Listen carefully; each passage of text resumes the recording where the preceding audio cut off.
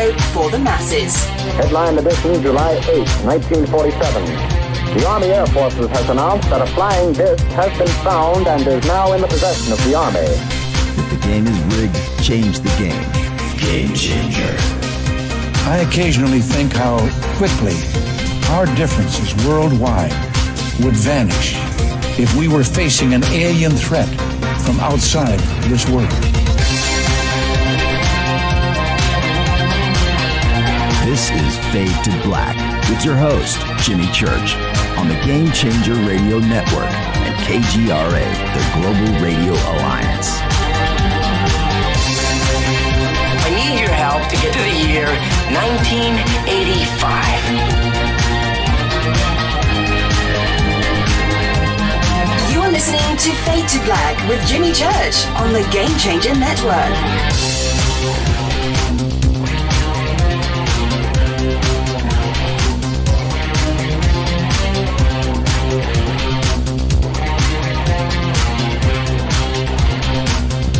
Good evening. Fade to Black. Bespoke radio for the masses. Yeah, man. How you doing? Today's Thursday, March 12th, 2020.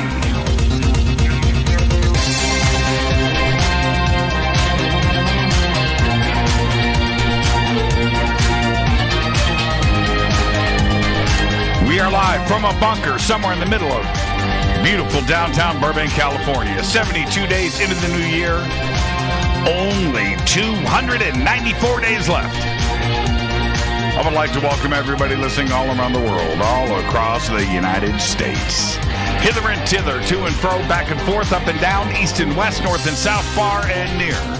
This is Fade to Black. How you doing?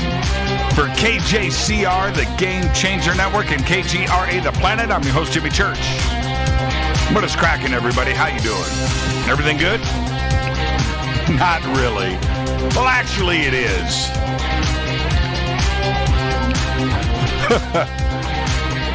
Man. If we could turn back the clocks, all right, 48 hours.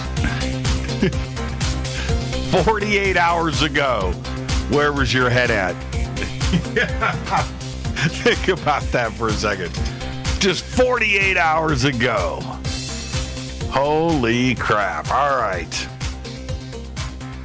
Want to remind everybody that tonight and every night from now on, we are now broadcasting live on YouTube, Twitter, and Facebook, in addition to KGRA, TalkStream Live, Spreaker, TuneIn, iHeartRadio.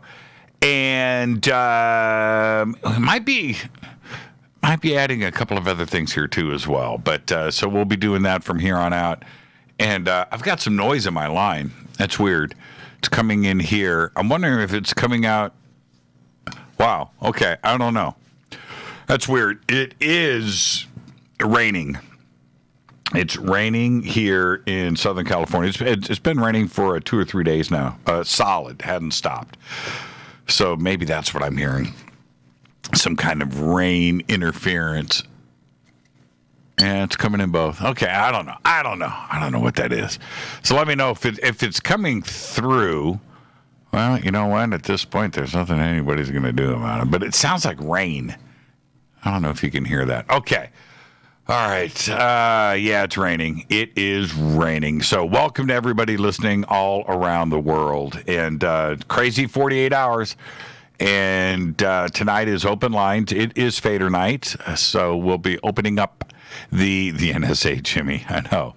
Rain in Burbank. Yes, it is. It's cold. It's rainy.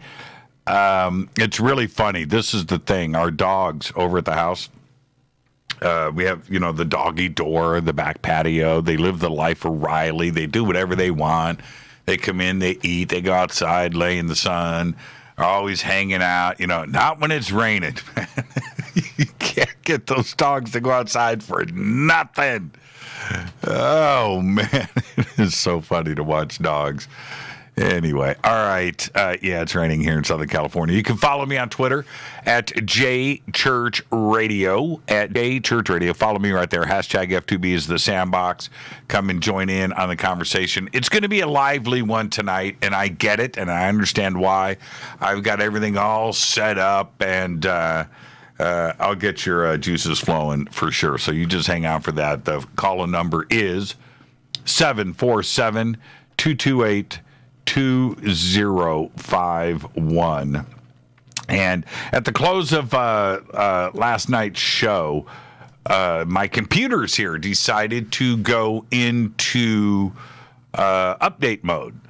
And so we didn't get the show posted last night, and we sort of did late into the evening, but one of my main edit computers, it was just on lockdown, man, on updates. So, yeah, and then I got to the bunker today, and they updated a second time. And then I got email from our ISP saying that they are going to do maintenance on the lines tonight.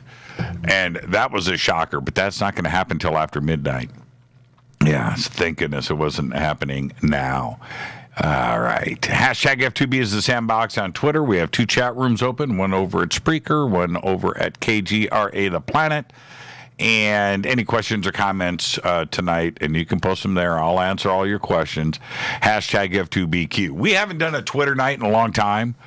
What's up on Saturday on Coast? I don't know what's happening this Saturday on Coast. I'm on Coast next Saturday. Yeah, the 21st. I'm over at Coast. All right. Let's email is jimmy@jimmychurchradio.com. And before I get to the crazy breaking news, I'm going to get to the first set of breaking news, which is pretty intense. Check this out. Researchers have successfully identified 316 minor planets in our solar system just beyond Neptune, 139 of which are completely new. You need to, okay, I'm reading the headlines. I can't read that. Okay, whatever that is. Blah, blah, blah, blah, blah. Now I'm lost. Okay. What was I talking about? 139 are completely new.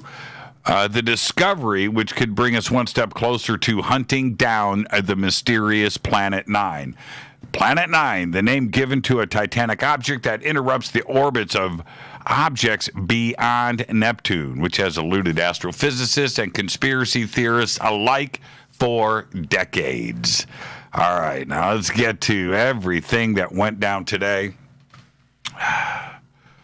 Today, the stock market recorded its worst day since the 1987 crash, dropping 2,352 points. It was an incredibly rocky day. I watched the ticker swing back and forth all day long, and it was mesmerizing. And finished out the day down 2,352 points. Okay? Now, just sit and listen. These are the headlines from around the world that came across today. New York City declares a state of emergency and has shut down all Broadway theaters. Madison Square Garden and Barclays Center could be closed for months. The NCAA has canceled March Madness and their entire basketball tournament. The NFL is canceling its annual meeting. Major League Soccer's season has been suspended. The National Hockey League season has been suspended. The XFL cancels the remainder of its season. Dr. Stephen Greer's film premiere of Close Encounters of the Fifth Kind next month in Los Angeles has been postponed. The digital release of the film is still on for April 7th. This month's release of A Quiet Place 2 has been postponed. The next Fast and Furious movie and its production has been stopped. The film is now rescheduled for April 2021. The Montclair Film Festival is being rescheduled. Jerry Seinfeld's comedy shows are being postponed. The Metropolitan Museum in New York City, Carnegie Hall, and other New York museums are temporarily closing. Los Angeles City Hall will close to all non-City Hall employees. The Association of Tennis Professionals suspended the men's tour. NASCAR will hold races without fans. The 2020 Rock and Roll Hall of Fame induction ceremony in Cleveland was postponed, and Duke University suspended all athletic competition. Disneyland in California, Disney World in Florida, and Disneyland Paris are all closing this Saturday. Disney Cruise Line is suspending all departures also on Saturday. Dr. Ali Akbar Valiati, Iran's former foreign minister and current advisor to Iran's supreme leader Ayatollah Ali Khamenei, has tested positive for coronavirus. New Jersey courts are suspending all new jury trials. Los Angeles Zoo and Universal Studios will close over coronavirus concerns. And that's just halfway through the list. Continuing. Viking and Princess Cruises have canceled all voyages worldwide. Israel orders immediate closure of schools and universities, and Israeli airline El Al suspends most operations. Greece closes its court system, theaters, their gyms. Live Nation, AEG, and talent agency Elite have canceled all concerts and events until the end of March. New Mexico, Georgia, Kentucky, Maryland, and Ohio will be closing all schools this Monday through at least April 3rd. All schools in France are closed. Major League Baseball delays opening day by at least 2 weeks and has canceled the remaining spring training schedule. Russia and Europe have put the brakes on their ExoMars mission that was set to launch due to the coronavirus and has rescheduled that launch to Mars for 2022. All Smithsonian museums in Washington, D.C., metropolitan area, and New York City, including the National Zoo, will close to the public starting Saturday, March 14th. Portugal is to close all educational establishments on Saturday. San Francisco public schools will close for 3 weeks, and The Tonight Show and The Late Night with Seth Meyers will suspend production until March 30th. Now, here are the latest coronavirus numbers as of 7 p.m. Pacific time, right before showtime. Coronavirus cases worldwide, 134,679. Deaths, 4,973. Recovered, 69,142. The actual numbers are 60,564 active cases worldwide, and 5,994, that's 10%, are considered serious or critical.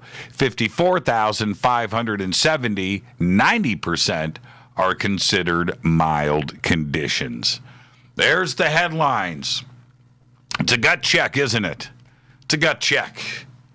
I'll get back to all of this in just a minute. For now, the show must go on. Let's get this show cracking. Happy birthday to today. Iron Maiden's Steve Harris is 64 years old. James Taylor today is 72.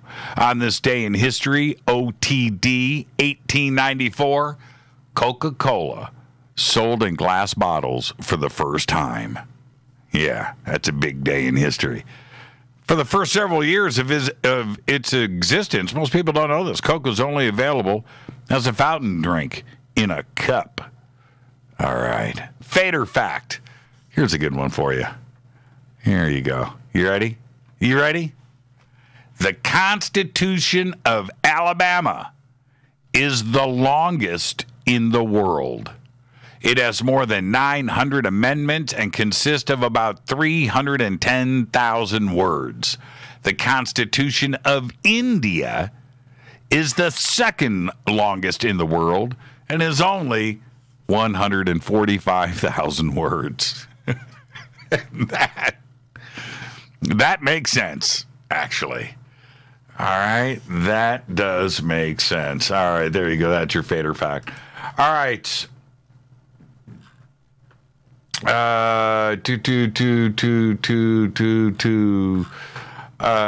You need to RT my feed. I don't know what that means, Rita. I don't know what that means. Okay. Okay. All right, where am I at? River Moon Coffee, that's where I'm at. River Moon Coffee. It is the best coffee in the world, Fade to Black blend. Let me tell you something. Right now, the way that the world is, you need to do two things. You need to go to River Moon Coffee. Click on the River Moon Coffee banner at JimmyChurchRadio.com. Get to the Fade to Black blend page. Get the coffee with my picture on it. That's what you want. It is the best. Get a coffee grinder, get beans, grind that, make your coffee each day. It is a game changer. Okay, and there's a promo code right there for you, F2B Blend. You'll get 15% off of your order today. But that's how you keep your life moving forward. Good coffee. River Moon.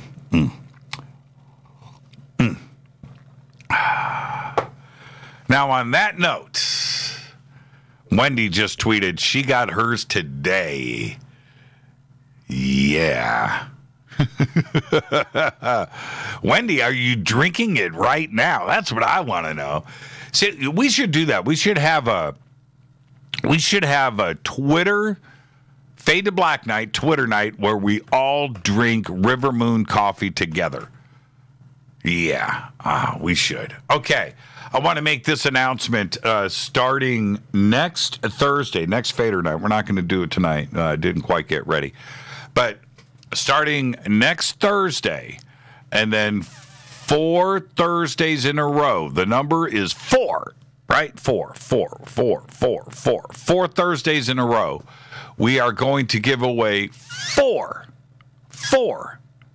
1-year subscriptions to Fade to Black memberships. That's right. 4 Thursdays, 4 packages per night. And that was courtesy of a donation from a FADERNIGHT out there. It's anonymous, but thank you. All right, and we're going to come up with a clever way to do this.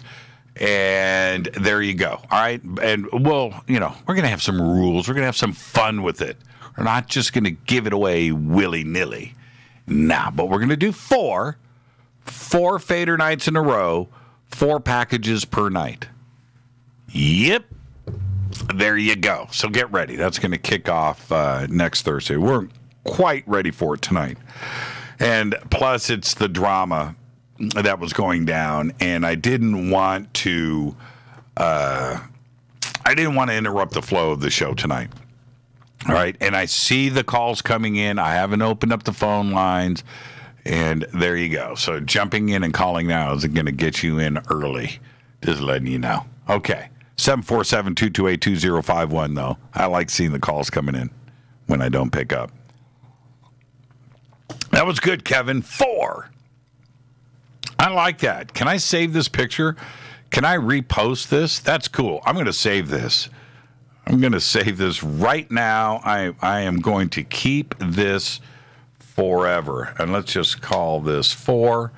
There you go. And that is saved. I'm going to use that. That's cool. Oh, look. I got the Illuminati eye coming through. Oh, man, that's awesome. That's awesome. That's awesome. Hold on. The all-seeing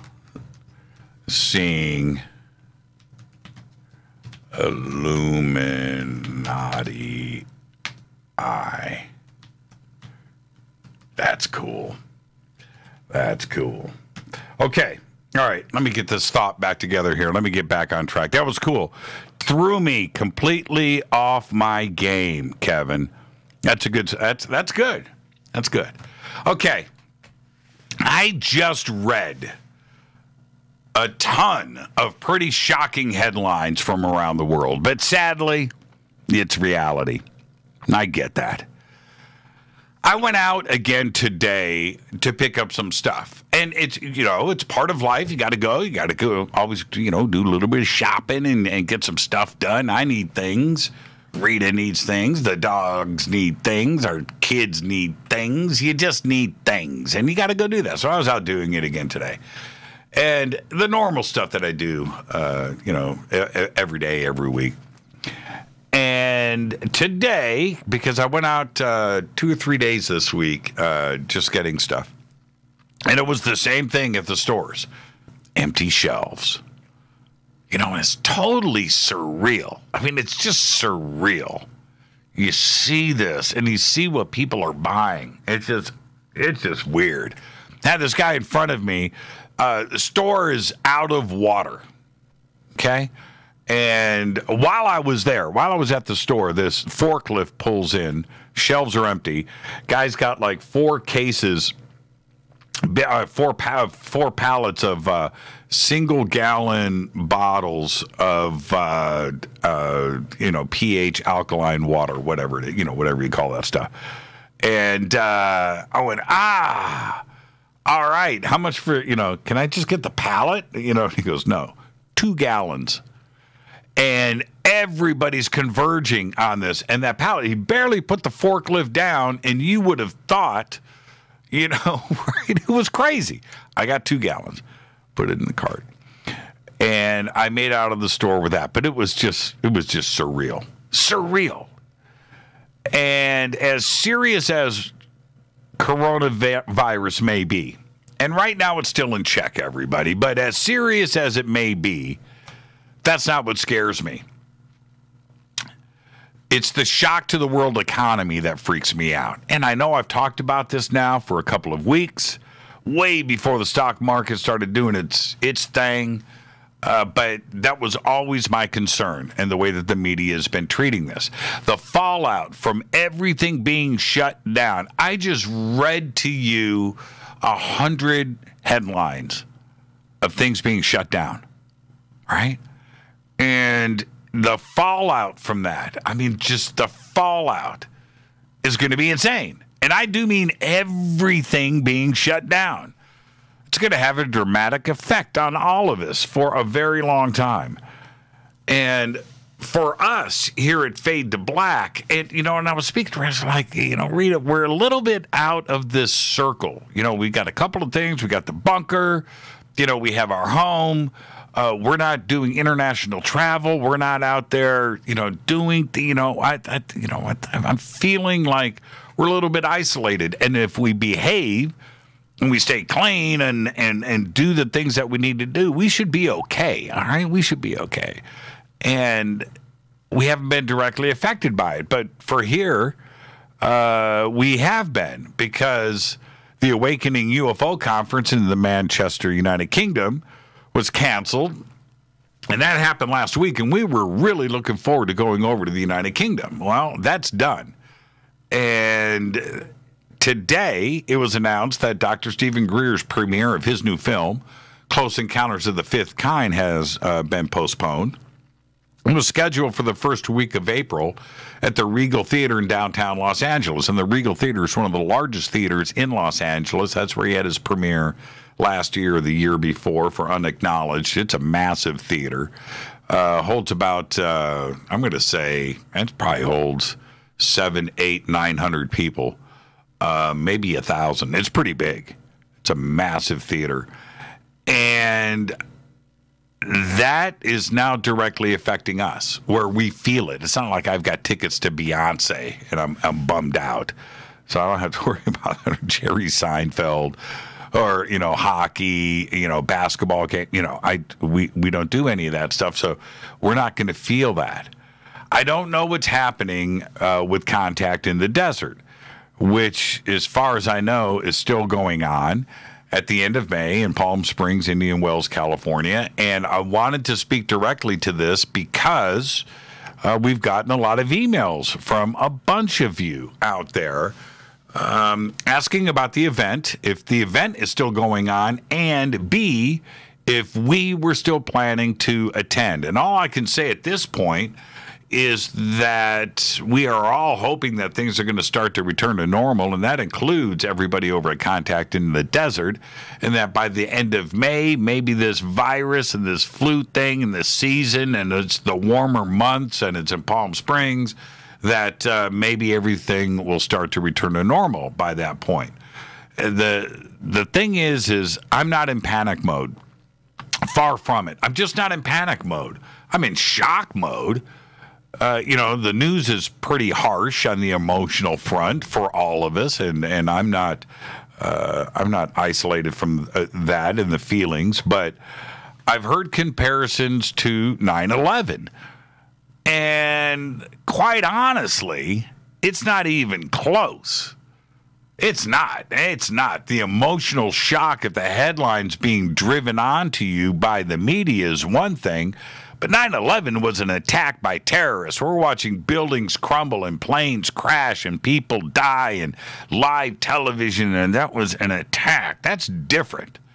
This was created by the media. Two different things. I feel numb from reading these headlines coming in one after another, rapid fire. You can't even keep up with it.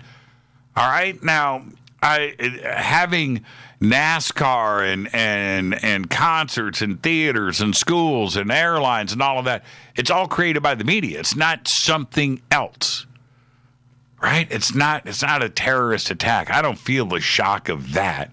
I feel the numbness of what is on the horizon with the economy.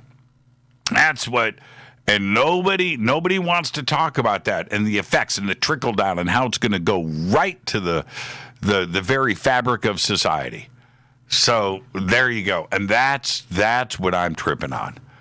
I have no idea. I don't know how long it's going to take to have the stock market do what it has done, and then we haven't even gotten to what's about to happen.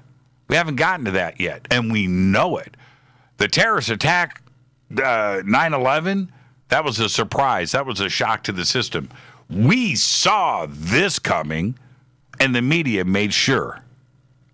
And there's a difference. So I think we can all relax.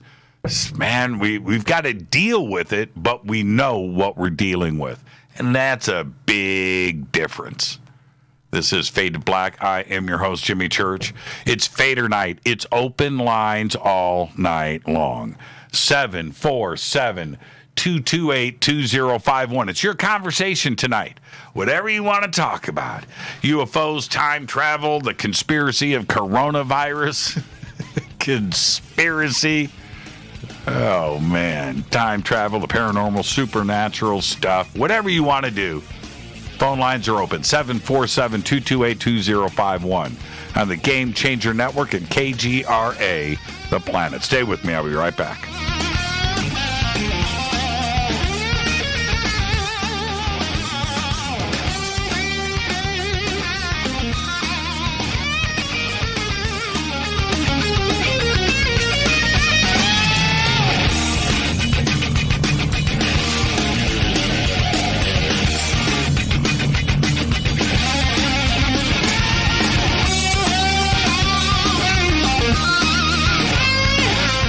This is Nicole Church, daughter of you-know-who, and you're listening to Fade to Black on JimmyChurchRadio.com and the Game Changer Network.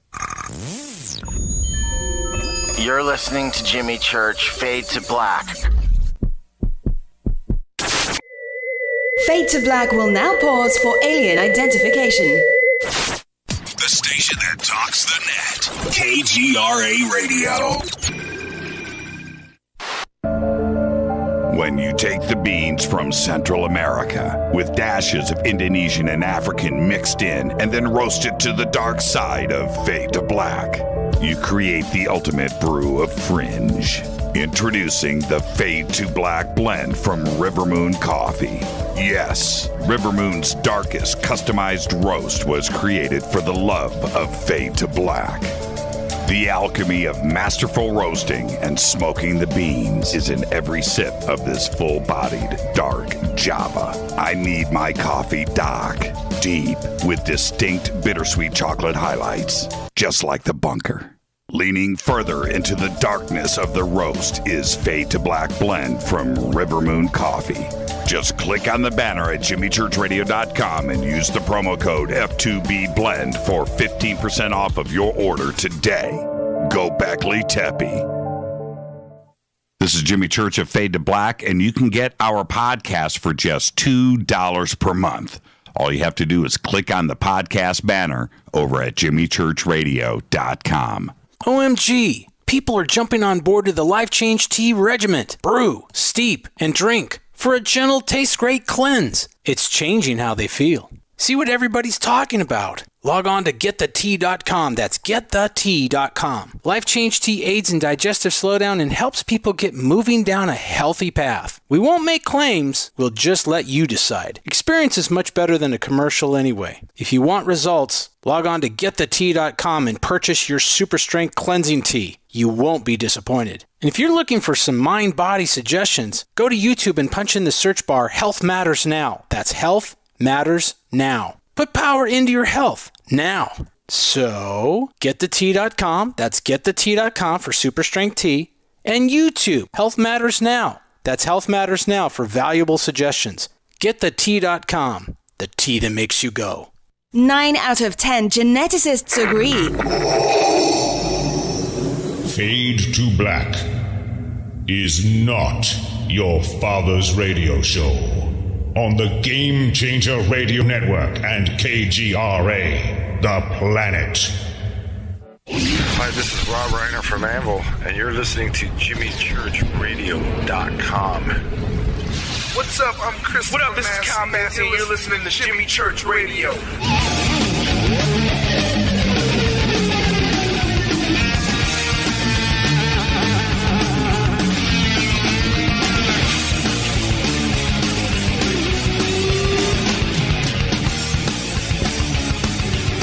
All right, welcome back. Fade to Black. I'm your host, Jimmy Church.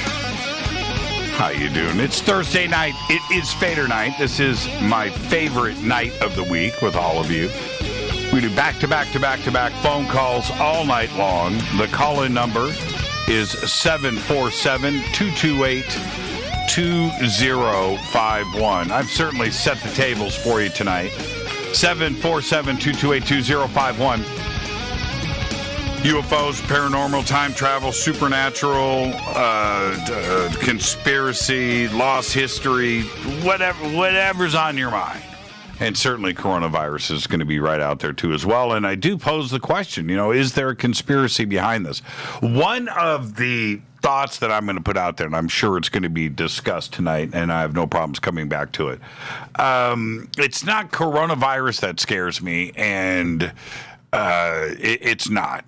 If it is what our government is saying, and governments around the world, and the media, and how all of this is playing out, then I want to know, and I want to feel good knowing that our government is doing what they need to do, and what I expect. And what I expect is I want to know things. I want numbers. I want updates. I want to know that testing is being done everywhere. They know and the number, this is what kind of freaks me out. If it is what they are saying it is, the number in the United States that is there, this number, whatever it is, 1,600 cases, I don't even know how they know the number is 1,600. Because there's no testing being done, right? It's just quite honestly not being done. And to throw out this number that I heard today, 11,000 test kits are out. 11,000. We've got 350 million people in this country. And if it is what it is, if we are making these sacrifices, closing down everything, the school system, shutting everything down in this country, we are doing all of this, all of the emergencies that are being declared in states and the panic that is out there. All I want to know is, what are you doing? You know, let's get testing done. Let's find out, because that number, to me, I got a strange feeling that number is wrong. Wrong, because we're not doing anything. We don't know, and that's the part that just I'm frustrated with. I'm not paranoid about getting coronavirus or my family or anything like that. I'm not. But if you're going to do this, if you're going to pummel us with the media like you are, and doing all of these things as a government, asking for crowds, over 100, over 500, no events, nothing, everything's shut down. If you're going to do all of that, then I want to know what you are doing for us. That's it. If I want to be tested, I want to know that I can go out and get tested right now. I mean, now. That's all. And I don't think it's a whole lot to ask. If we are the best country in the world, the greatest country in the world, with all of the resources in the world, and I believe that we are. I'm proud to be an American. Proud. But I just want to make sure that my family is safe. And I want to know what you're doing. And right now, we're not getting anything. We're not getting anything. Nothing. And that's the part that trips me out. Okay? All right? Part that I'm freaked out about is the economy.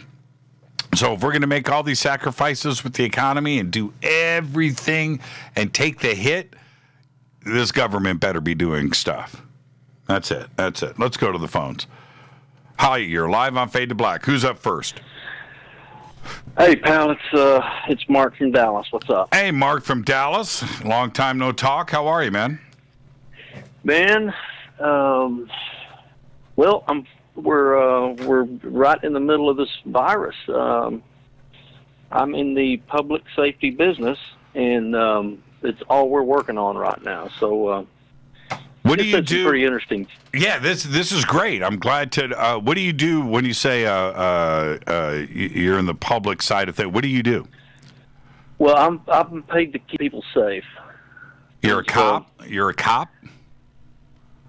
Well, it's more than that. You're so I don't want to get.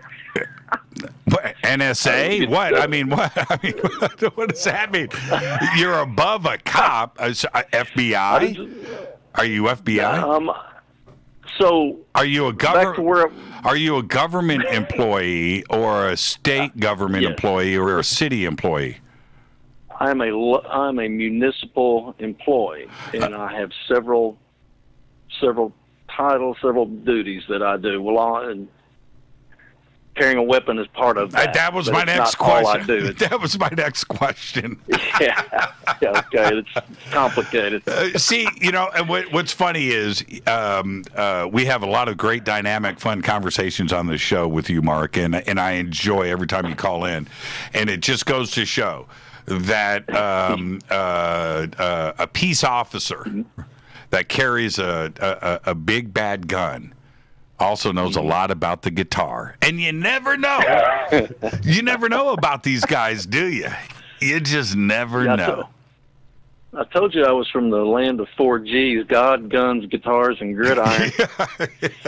So do you have like a ZZ Top tattoo across your back? It's not on my back. That's what I'm talking about.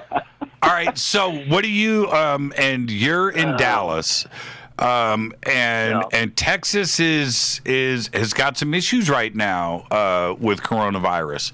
What are you guys prepared? Are you guys able to get any testing done? Are you ready? The healthcare system. What are you guys doing? So you said a mouthful before you click me on. I think you're right on top of it. We weren't ready for anything. So I heard someone say this the other day. It's the same as saying, hey, we need to buy a fire truck about the time that somebody's house catches on fire. Well, it takes about 8 months to get a fire truck, so we're not going to have time to do that. It's the same exact thing with this. We were completely blindsided by this. Not only that, but what a lot of people don't know is that a lot of the things that we need to use, the masks and a lot of the safety equipment that we use, is made in China. And a lot of people, I think most people do understand now how much we buy from China now. Everything. Almost everything, man, is made in China. Right. And when China has a problem, bro, that's a huge problem for us. It's a problem for the entire world. And the United States never needs to single source items again. And I don't know how you go about it. I'm not smart enough to know how to go about solving those types of problems. But this is a good example of single sourcing becoming a problem. And just give you a Walmart report from Dallas. People, I swear, man, I remember watching the first episode of The Walking Dead. And I'm like, where Rick is waking up in the hospital and the whole world has changed. All he knew is a bunch of people had gotten sick, and he wakes up and it's a completely different world. And I'm like, man, I've been doing this a long time, and I don't ever remember this. The way people are acting and the way things are going right now. It seems strange to me. You know what I mean? I totally agree. And the part for me, I mean, I've listed a bunch of things that are out in front, and we can discuss any of those tonight. But the part for me, when I heard these comparisons to being at war and to 9/11, and this is a gut check for the country, and we have resolve, and we're Americans. I'm like, no, don't start with that, media. Don't go down that road trying to cover your tracks. This dilemma that we find ourselves in right now is created by the media. That's it. There is no other way to look at it. And I'm a part of the media. I'm a part of it. And I had said from the beginning, hey, can you imagine, Mark, if, and I'm not a saint, far from it. Rita will check me if I start going down that road. I'm not a saint. But can you imagine if the rest of the media reported on this the way that I did? It would be chill. It'd be chill. Yeah. Chill. Yeah. Just get stuff done. Just you guys go and do what you got to do. Let the world keep going. And it would totally different situation today. Totally different. And they could turn it around too. They could have turned it around.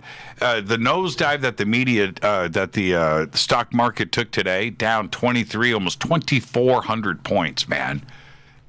Trillions of dollars just gone. I'm going to tell everybody here that's listening to me, do not resist the temptation of looking at your 401k. Just don't do it, man. Don't sign into that account.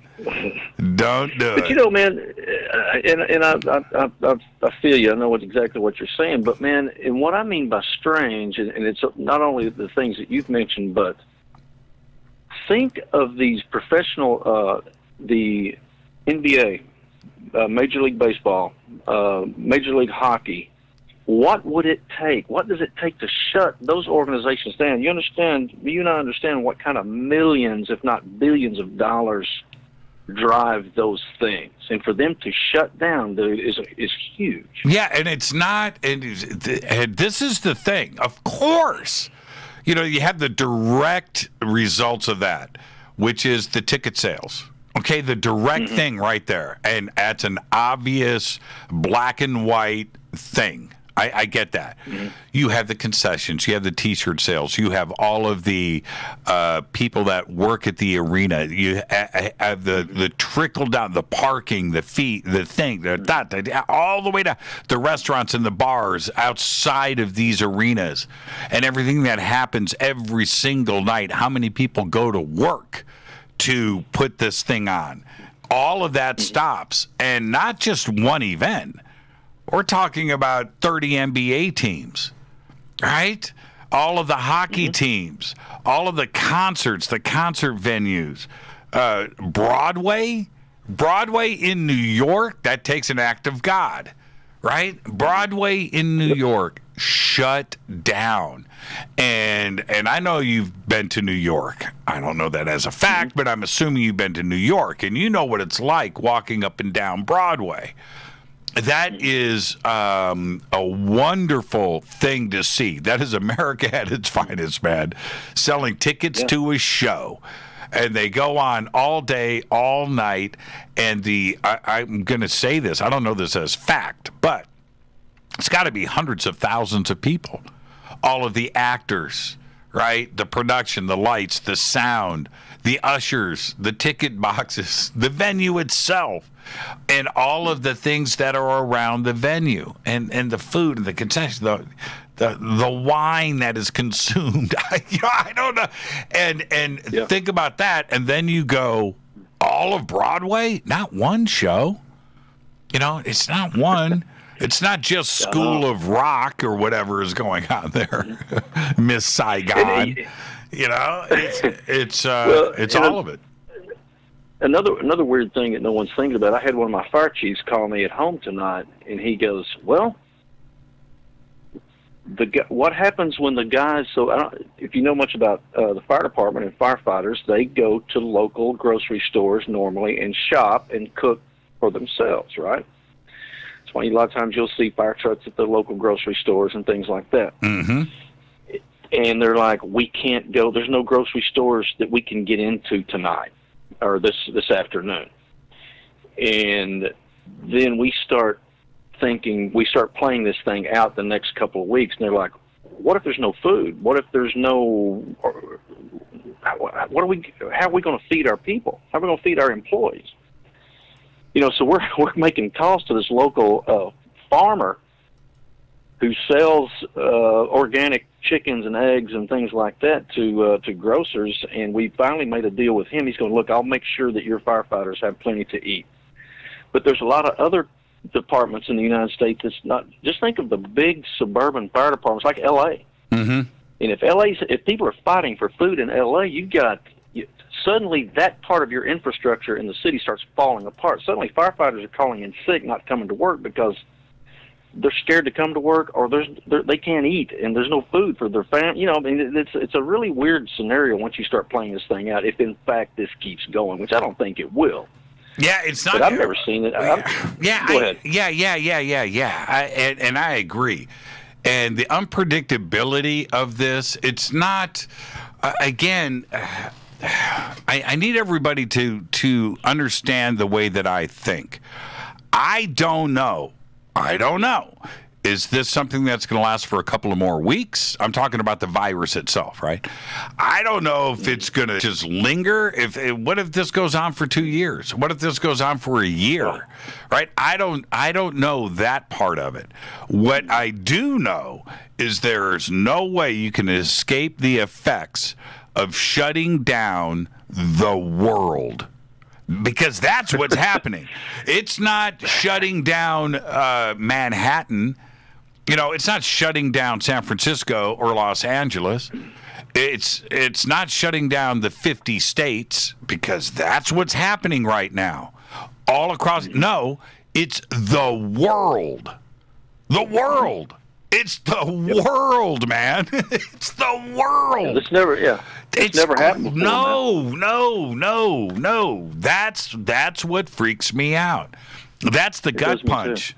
I don't have. I mentioned this earlier. Man, I've got all these calls on hold, but I just love it when you call in. Is this the gut punch? The emotional trauma that I went through on September 11th, that was physically, oh man. And I was no different than the rest of the country. I spent 30 days recovering from that before I even came close to being back to normal. And this is different. This isn't, the feelings that I have today are anger. That's what has nothing to do with sympathy or empathy or the shock of watching buildings fall and attacks and terrorists and the threat of terrorists sneaking up on you and flights being canceled and the world ground. No, it's not like that. That was totally different. This I'm angry about. Because it is being done for the strangest of reasons and could have been handled a completely different way, and I hope the media is happy. I hope the media is happy. That's all I've got to say, because the economy is going to be a rough one. We're going to get through it, too. And this is the other thing, Mark. Yeah. We're going to get through it because this isn't an asteroid hitting the Earth. Right? It's not about that kind of recovery. It's not a nuclear bomb or bombs. It's not that kind of recovery. It's not a 300-foot tsunami that took out, the entire East Coast and took out Europe. It's not about any of that. This is something that we created. Not the virus, the problems. The panic. The panic. We created this. Yeah. We created it. It's a different situation. And I just cannot believe it. And in a weird way, do you feel this? Do you get the feeling that the talking heads in the media, including the politicians, are kind of enjoying it? Having something to talk about, right? Being able to propagate this fear and to keep it going. We got more breaking news, right? The NBA is canceled. We got more breaking news. Disney's closing down. We got more breaking news. Schools are closed in New Mexico. We got more breaking news. We got more breaking news, right? It's like they're like into it, and I'm not digging it. I'm not digging it. Well, as I've heard you discuss this with guests on here before, is things like this. What do you think the CNN and Fox ratings are right now? Well, they're going to the roof. Yeah, they're going to continue that way because nobody can go outside. Right? Correct. So they're generating their own ratings right now. That's exactly. So I think there's something to. Yes. And when you really go full conspiracy on this, I mean, you really want to go full conspiracy when you're talking about the Rothschilds and the banks and the controlling interests and the puppet masters and who's pulling the strings and all of the media, all of it is fed by Reuters. Okay, and this is not some kind of Alex Jones crazy talk, but we're talking about a Rothschild-controlled situation, and everything comes off of that, right? There's only a couple of news sources in the world. Everything funnels and trickles down off of that. All of the media, all of it, MSNBC, CBS, ABC, of course, CNN and Fox, the BBC, all of this are controlled by single point interest.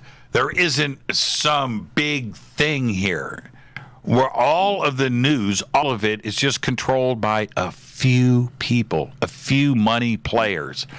And you would think that their money is going away too.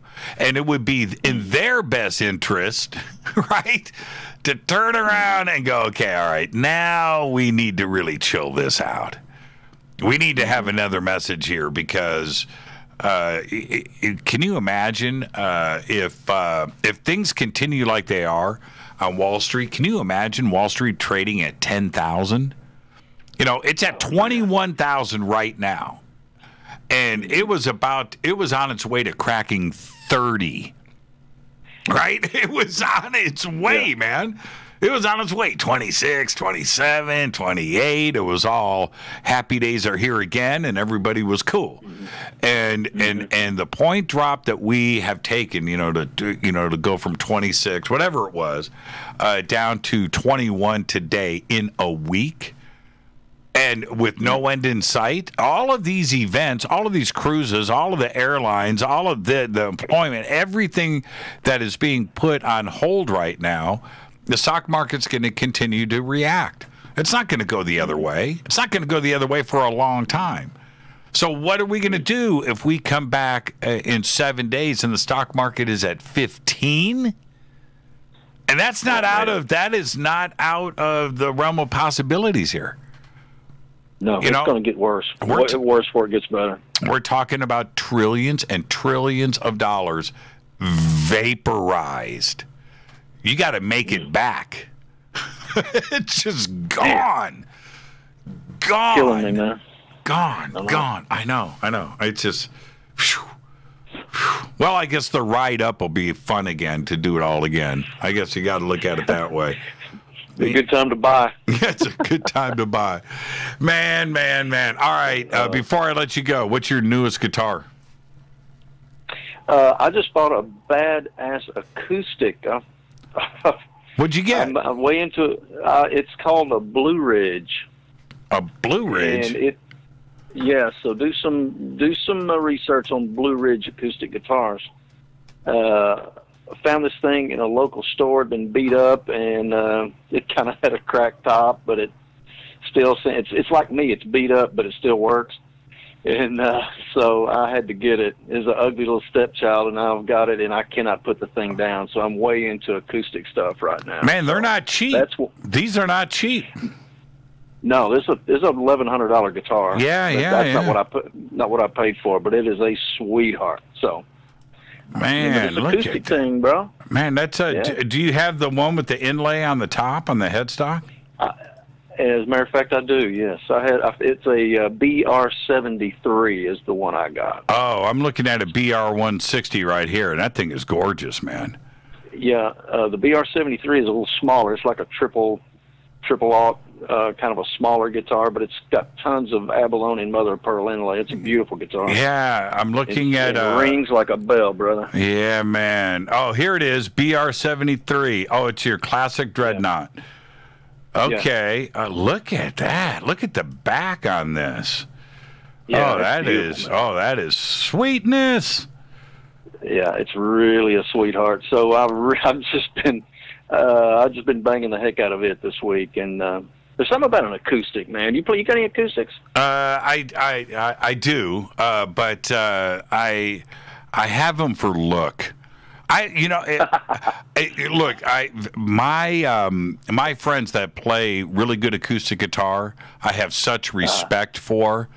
But they can't shred. They can't pick up an electric and shred, right? We're like, it's two different things. So I appreciate it, but it's such discipline to play really good acoustic guitar. So you got the abalone fret markers on this and everything, and the abalone binding. God, this thing is nice. Man, this thing is nice.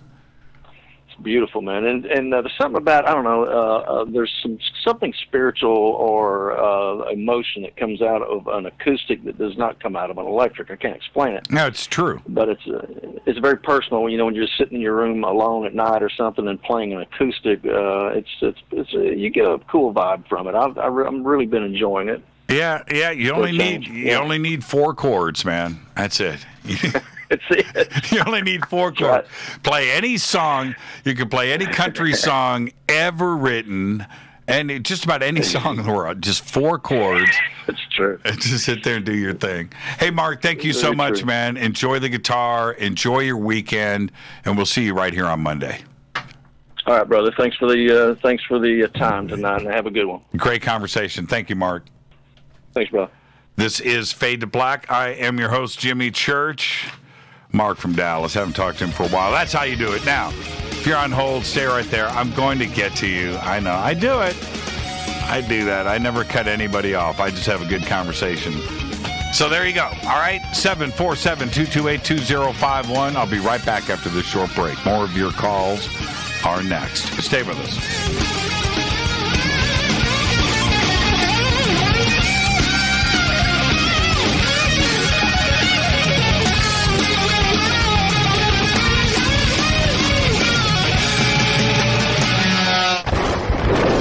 This is Fade to Black with Jimmy Church on the Game Changer Radio Network and KGRA, the Global Radio Alliance.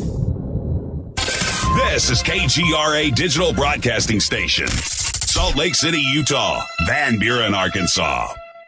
Okay, nurse, let's get this man to the ER stat. Right away, doctor. We see this every day. Heart attack or angina pain due to blocked and clogged arteries. Chelation can remove obstructions or blockages from arteries and help avoid painful and expensive surgery. Now there's Angioprim. It's a liquid oral chelation product that you take with juice. You start to feel the results fast. Angioprim increases blood flow all over the body, and that means more energy and strength to take on the day with less aches and pains. 60 years of research has gone into chelation, and Angioprim is the result. A safe and easy way to unblock your veins and arteries from buildup that slow circulation. Paging Dr. Jones. Please report to the emergency room right away. Log on now to angioprim.com. That's ANGIOPRIM.com. Or to speak with a trained consultant. Give Angioprim a call at 954-882-7221. That's 954-882-7221.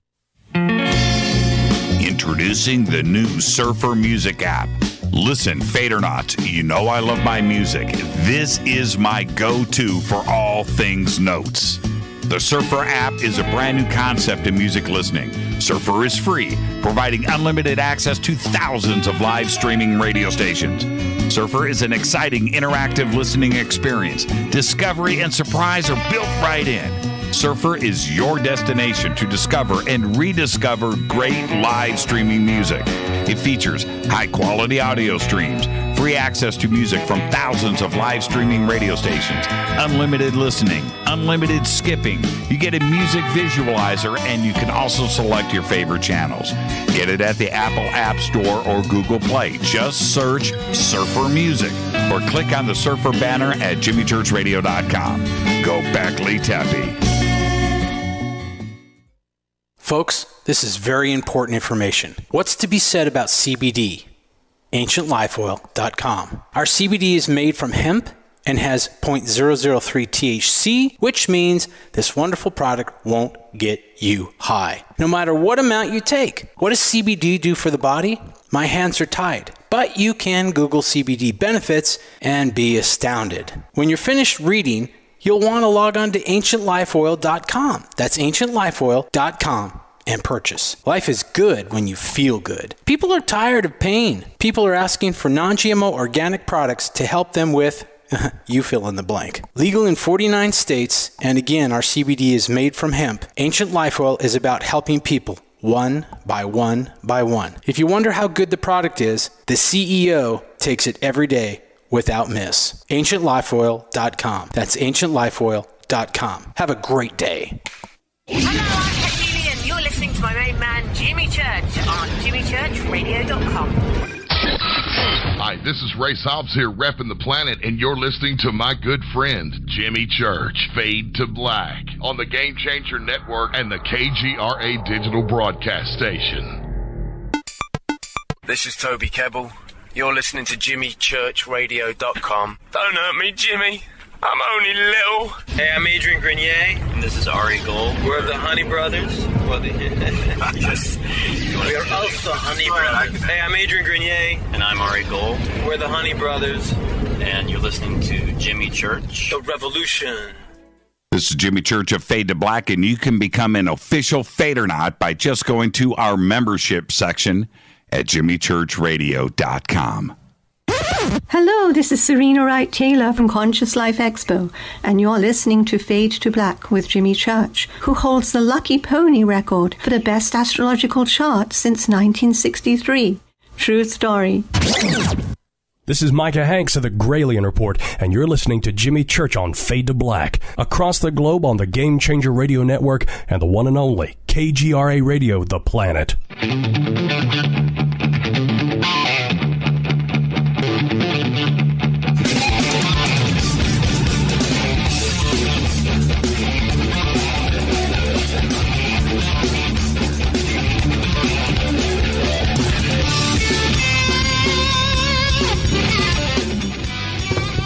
Welcome back. Fade to Black. I'm your host, Jimmy Church. I'm goofing around in the studio. Got so many calls on hold. I'm going to get to everybody.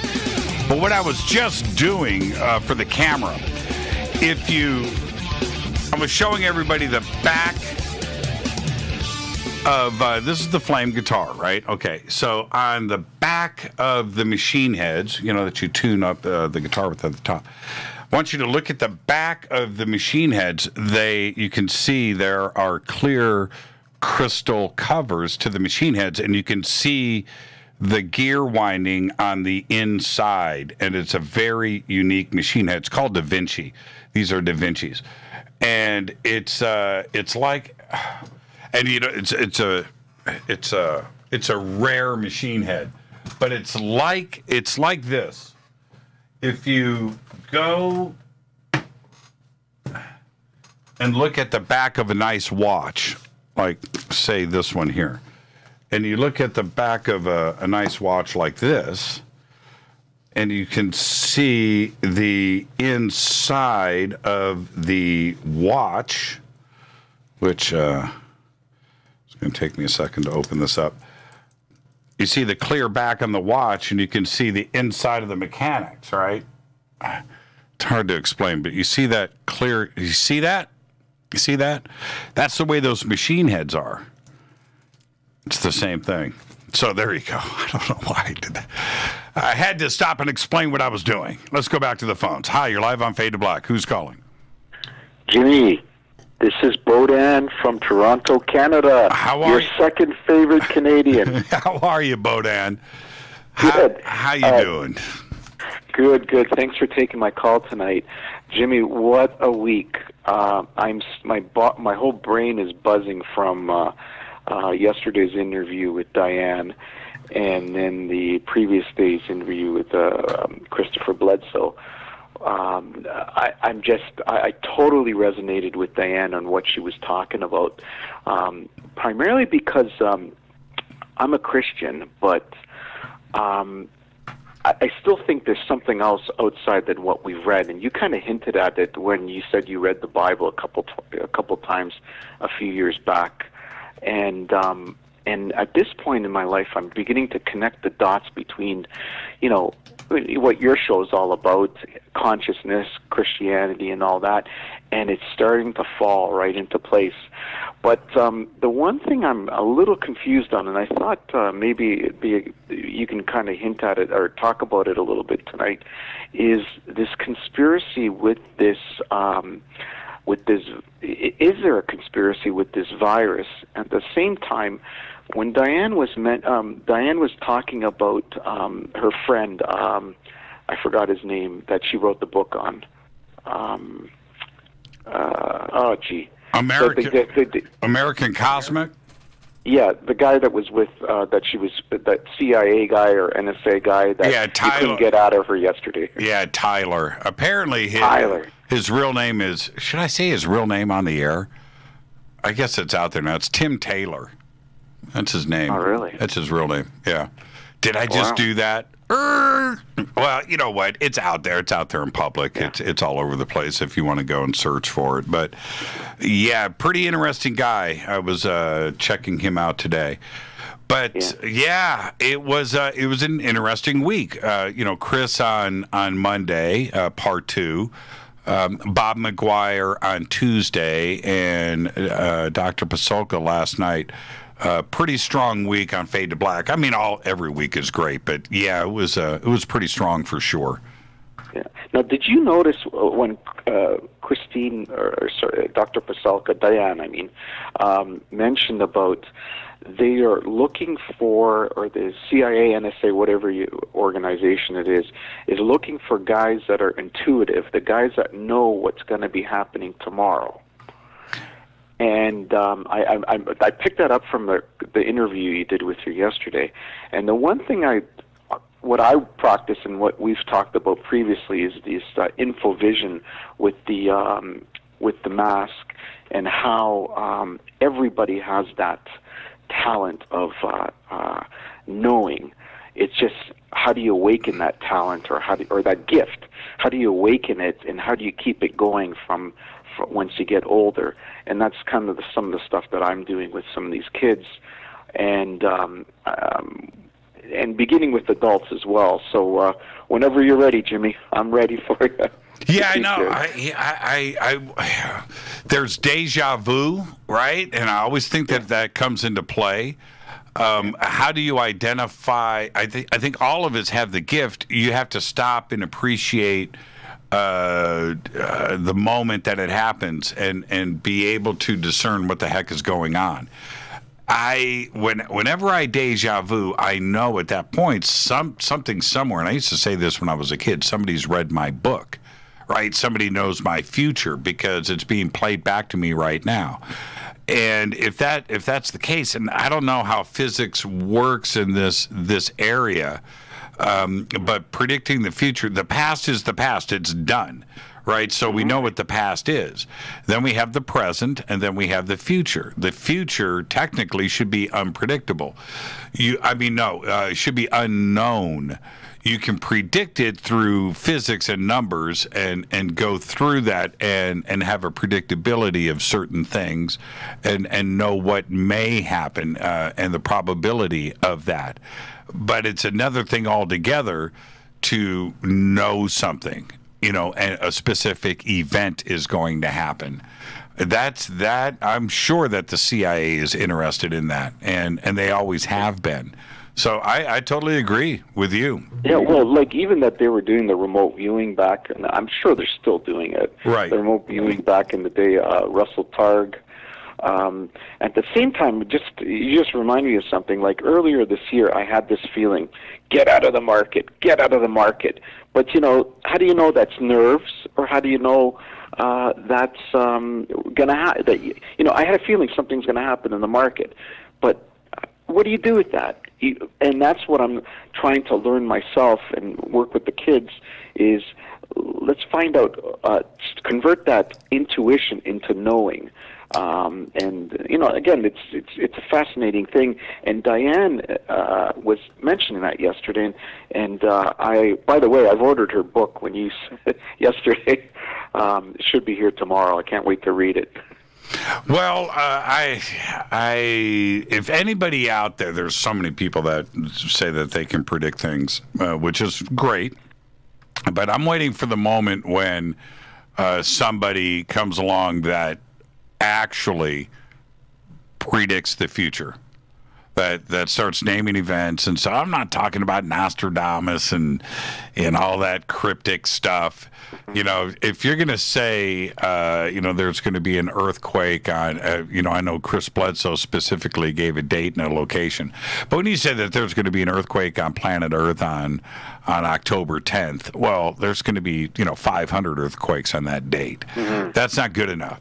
I want to know, lottery numbers, right? I want to know very, very, very, very specific things.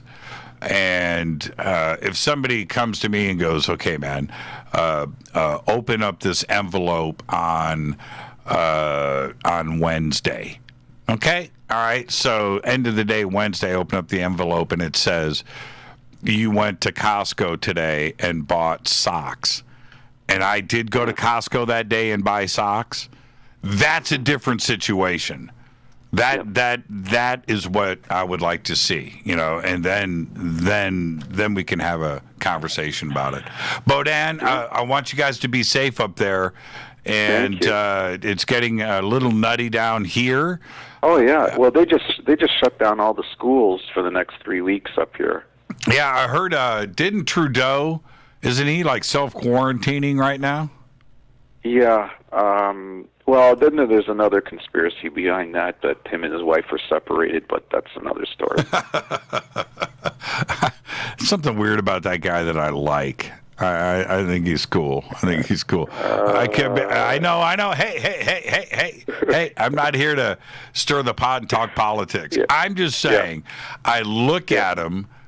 And I go, I could drink and eat with that guy. I think he's all right. Yeah. I don't know about anything else. I don't follow the day to day. I have no clue. Yeah, I agree with you. Nice personality, very nice guy, but not the best at running the country. But Dan, enjoy your weekend, man. We'll see you on Monday. You. Take care. All right. See you later. That's a great phone call right there. Love Bodan. And, on Monday, I'll give you guys, we scheduled Stephen Greer for Monday here on Fade to Black.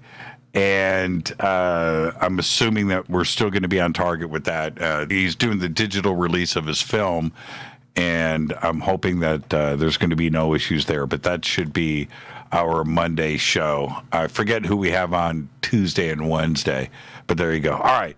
Hi, you're live on Fade to Black. Who's calling? Hi, Jimmy. This is Kevin. Hey, Kevin. How you doing, man? Doing fairly well. Good. You're not freaking out. Yeah. That's all that matters. Yeah, I'm not freaking out. Speaking of that, the COVID-19, the coronavirus. Uh-huh. What really got me on this whole thing, like you were talking about, the whole freaking planet shutting down. But the thing that really got to me is people buying the bottled water, all the toilet paper, and I'm thinking, basically, if E.T. would show up, is this how we're going to react? Yeah, I'm going to be a little embarrassed. You know what? Okay, I'm going to make you laugh. I'm going to make everybody laugh. So Rita comes in. She goes, okay, everybody's buying toilet paper. Toilet paper's out. How we doing? I said, I already got a case. Oh, man. When is too much toilet paper too much toilet paper? Well, and again, it makes sense in a way that people are going out and trying to prepare. But come on, toilet paper? I don't understand the logic behind it, but I also buy it in bulk in advance anyway, so I'm kind of guilty of it. There are a few things. If you go one day, maybe you will. I don't know, but if you ever walk through my garage, there's some things that you're always going to see in there. You're going to see a case of paper towels. You're going to see a stack of few cases or more of water. You're going to see a case of toilet paper, only because I hate buying that stuff. Right? So when I go, I just load up. I'm just always loading up on it. Now, if I wanted to load up on it, apparently I couldn't. So, nope. But we're good to go in that regard. I don't know what to do. The amount of water that has been sold in Southern California and Burbank over the last couple of weeks, I don't know where everybody, they're not drinking it. So these garages in the valley just must be full of water. And you know what? Good for them. Good for them. If the big one hits, I'm worried about earthquakes. That's what you got to be tripping on here. Then everybody's going to have water. So there you go. Right. There you go. Thank you for everything, Kevin. Did you like that shot? Well, obviously you did. You said you're going to. Yeah. The number 4, I saved it. Yeah. Yeah, I'm going to use that. I'm going to use that for the rest of my life. I can use that on the 4th day of every month. On the 4th, buy 4. That thing is going to be buy 4 get 1 free. Yeah, buy 4 get 1 free. That was done on the bunker cam. Yeah. It was. You cannot. You can't go forward or backward on the bunker cam. It's there. You get it or you lose it. Is that how that's done? I've never even watched the bunker cam. So. Yep. Yeah, there you go. No, I've never seen the bunker cam. I've never done. Well, I'm doing the show. I don't log in, and I don't even know my passwords for. I don't log into the member area. I don't do it. Once in a while, I'll pop in just to see what Drew is doing on the designs and stuff. But I don't. I don't log into Fade to Black. And I certainly don't watch the bunker cam during the show. So I've got a monitor. If you're looking at me now, hello, everybody. The screen is here, way over here on this computer. So that's And that's just the video feed going out. But that's behind me. You see what I'm saying? Right? It's back here. It's way behind me. I don't see it. I would have to literally like turn around like this and look at it. I don't see it. And see, that's why I like the bunker cam because, Fade to Black in general, because you always learn something, and at the end, you feel smarter. Kevin, enjoy your weekend, man. Thank you so much. Give it to me. Go Beckley Teppy. Go Beckley. Kevin, have a great weekend, man. Stay safe out there in West Virginia. I will, Jimmy. You do stay safe out in California. Thank you, man. Great phone call right there. Kevin from West Virginia. And let's keep this going. Hi, you're live on Fade to Black. Who's calling? Oh, Jimmy. Inquire within. Oh, How man. are you, Jimmy? Oh, man. How you doing? I'm doing good. Good to hear your voice. It's good to hear your voice. You're all safe. You live up. You're like Woody Harrelson in 2012. You're out. You got a remote cabin high up in the mountains, and you've got solar power and generators and no neighbors. Totally self-sustaining. And I'm pretty close, aren't I? Hey, you're not too far off. I have to go into the real world sometimes, but except for now because my kid's school is closed for 2 months, so now I'll be inside with him the whole time. Yeah, you guys. Well, you're up there. Company. Yeah, you're up there in Washington State, and I'm really glad that you called in. What is really interesting to me is when the reports of coronavirus in the United States first started to come in. It was just 2 weeks ago. It was all about Washington, right? And the nursing home and the first, I think, was it 6 deaths in that one day over the weekend? And it's King County, right? Yeah, I think those main deaths were in King County, and then the first couple were in Snohomish County, right? Which is where I'm at, right? And so and here we are today with madness, right? I mean, not coronavirus madness, fear. What it has done. But you're up there in the epicenter of everything. How are you guys doing? Are you freaked out or are you cool? I mean, we're good. It's just it's getting worrying though, like with all the quarantining stuff, because like my kids, both their schools are shut down for 2 months, and like I'm lucky that I'm in a situation where like I don't have to go in to like a 9 to 5 or anything like that. But I know so many people who are scrambling because they can't go to work now, and then all of the concerts are canceled. I was going to go see Carnifex and Tim Scold in a couple days, but so as a side note, if any concerts you were going to go to got canceled, go buy their merch online because those bands are pretty screwed right now. Right. But it's pretty wild. I'm just more so worried about like people running out of stuff. And a lot of businesses are shutting down in Seattle already. There's been tons of restaurants that have shut down, but like I think more so permanently shut down just because of the financial hit. Yeah, no, and when most people don't know, unless you've been to Seattle, you don't understand the tourism and what it means to the economy up there. The tourism in Seattle is massive. Seattle is a great place to visit. Pike Street, up and down, everything, the Space Needle, Bainbridge Island, all of the, going over to Vancouver and Victoria, and all of the things that you do out of Seattle. And then, and Seattle proper is just a big tourist destination. And you take all of that away, Pike Street is a bustling, fun place. And I if I live in Seattle, I don't know if I go to Pike Street. Right? That's a tourist place, isn't it?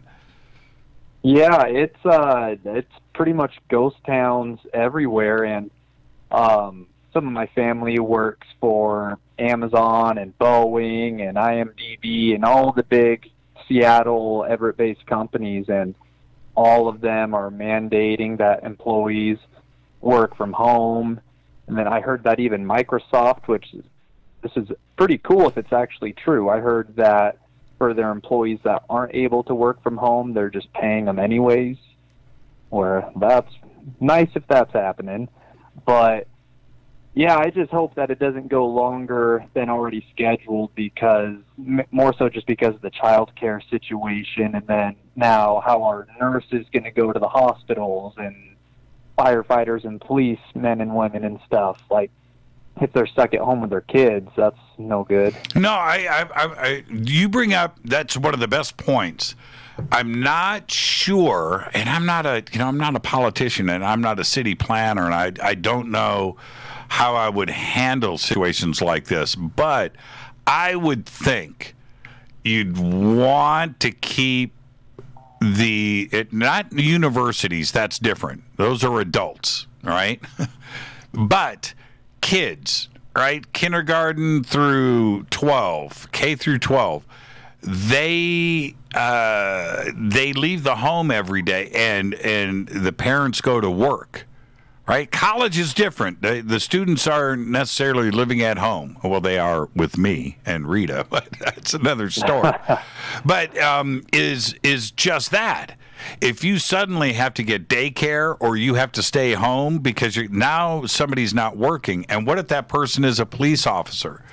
What if that person is a healthcare worker, a doctor, a nurse, an ambulance driver, whatever? That part of these services and support parts of a city or a town.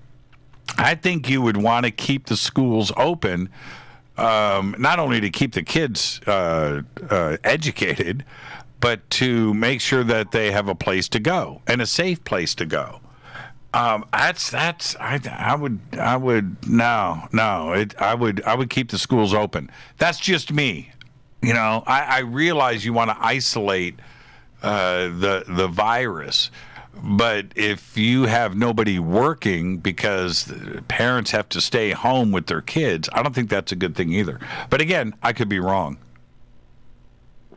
Yeah, it's hard to tell because it's so hard to know, like, really how bad this is.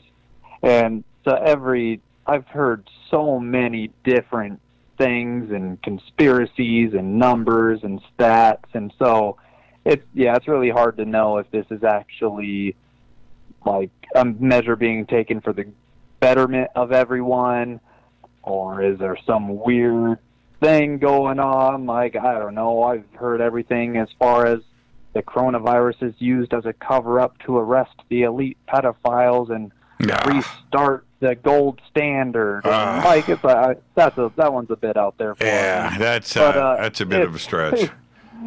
What the heck is really happening? Yeah, that's a bit of a stretch. That's a bit of a stretch.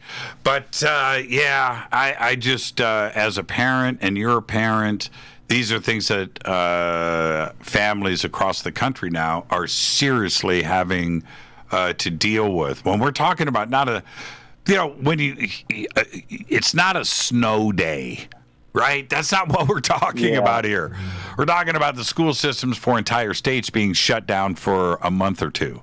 That's crazy talk. And ultimately, it might be the entire country. Listening to New York City Mayor Bill de Blasio today saying, you know what? We got to keep the schools open here because we need to keep, employment happening.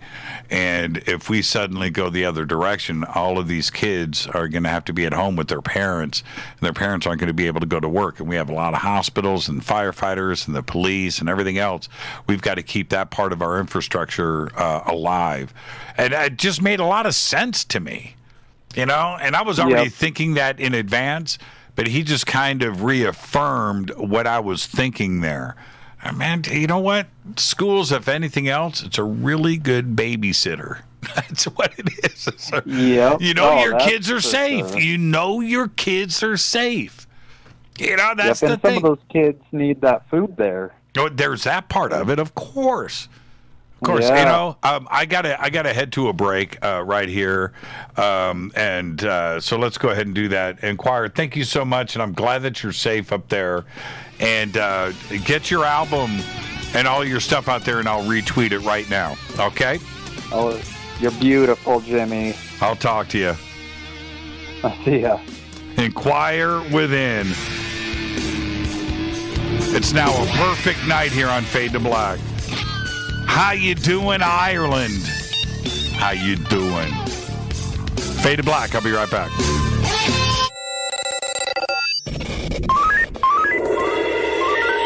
Way out here, we listen to Jimmy Church. You're listening to Fade to Black. Always on the edge of the hottest alternative talk. Jimmy Church with Fade to Black. KGRARadio.com. ¿Qué tal, mis amigos? Yo soy Mario Carson, el tiburón, y los invito para que escuchen a mi buen amigo Jimmy Church Radio. ¡Claro que sí! Do you want to be an official FADERNIGHT? Of course you do. This is Jimmy Church of Fade to Black. Just go to our membership section at jimmychurchradio.com. Introducing the new Surfer Music app. Listen, FADERNIGHT, you know I love my music. This is my go-to for all things notes. The Surfer app is a brand new concept in music listening. Surfer is free, providing unlimited access to thousands of live streaming radio stations. Surfer is an exciting, interactive listening experience. Discovery and surprise are built right in. Surfer is your destination to discover and rediscover great live streaming music. It features high-quality audio streams, free access to music from thousands of live streaming radio stations, unlimited listening, unlimited skipping. You get a music visualizer, and you can also select your favorite channels. Get it at the Apple App Store or Google Play. Just search Surfer Music or click on the Surfer banner at jimmychurchradio.com. Go Beckley Tappy. So, you love talk radio? Then you'll love TalkStreamLive.com. TalkStream Live is always on, 24/7 with the best streaming talk shows. Find your favorite talkers and discover some new ones. It's free, readily available online or on mobile with any smartphone or tablet. Finding your favorite talk shows all in one place has gotten a whole lot easier. Just go to TalkStreamLive.com. Be sure to download the free apps from Google Play or the iTunes App Store. You listen to us, and we listen to you. And so does the CIA. KGRARadio.com. If you have hard water, the lime scale not only leaves white spots, it clogs pipes and breaks down appliances, costing you hundreds of dollars in energy and wear. Eliminate lime scale and other water issues like brown staining and bad odors with HydroCare water products available from Wave Home Solutions. Wave's affordable water systems don't use salts or chemicals. You'll love the way your water tastes, smells, and looks. Satisfaction guaranteed. For more information, go to bestwater123.com. That's bestwater123.com. Are you intrigued by paranormal talk radio? You'll love the new paranormal radio app from TalkStream Live. You'll find a great selection of talk shows covering UFOs, ghosts, strange phenomena, and much more. Download the paranormal radio app now and start listening to the very best in paranormal talk entertainment, including the network you're listening to right now, the paranormal radio app, free in Google Play and the iOS App Store. You are listening to Fade to Black with Jimmy Church on the Game Changer Network. Oi, oi, I'm Reese Evans. You're listening to Jimmy Church. This is Revolution. The revolution will not be televised. The revolution is on radio. Ciao.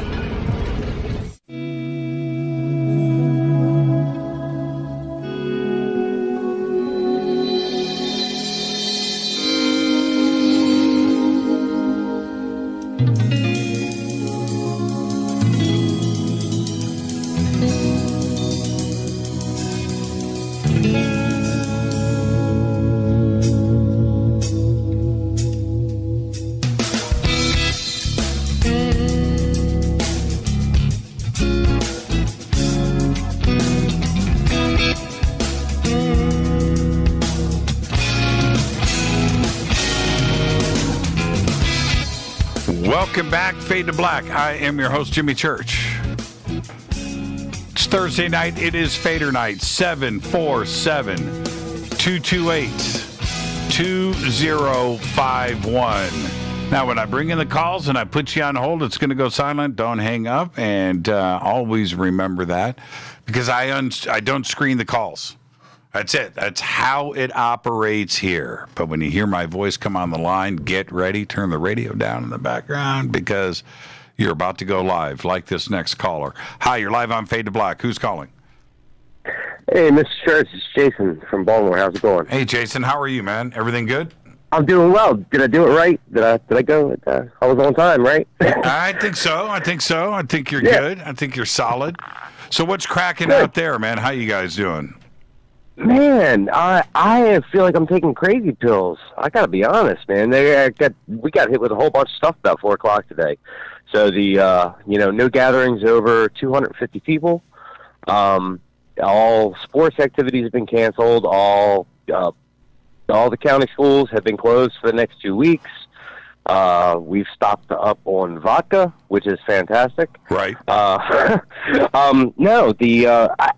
mean, it's kind of crazy, because I was digging into the numbers, and the term coronavirus actually that actually summarizes it fits a lot of different viruses. The H1N1 was technically coronavirus.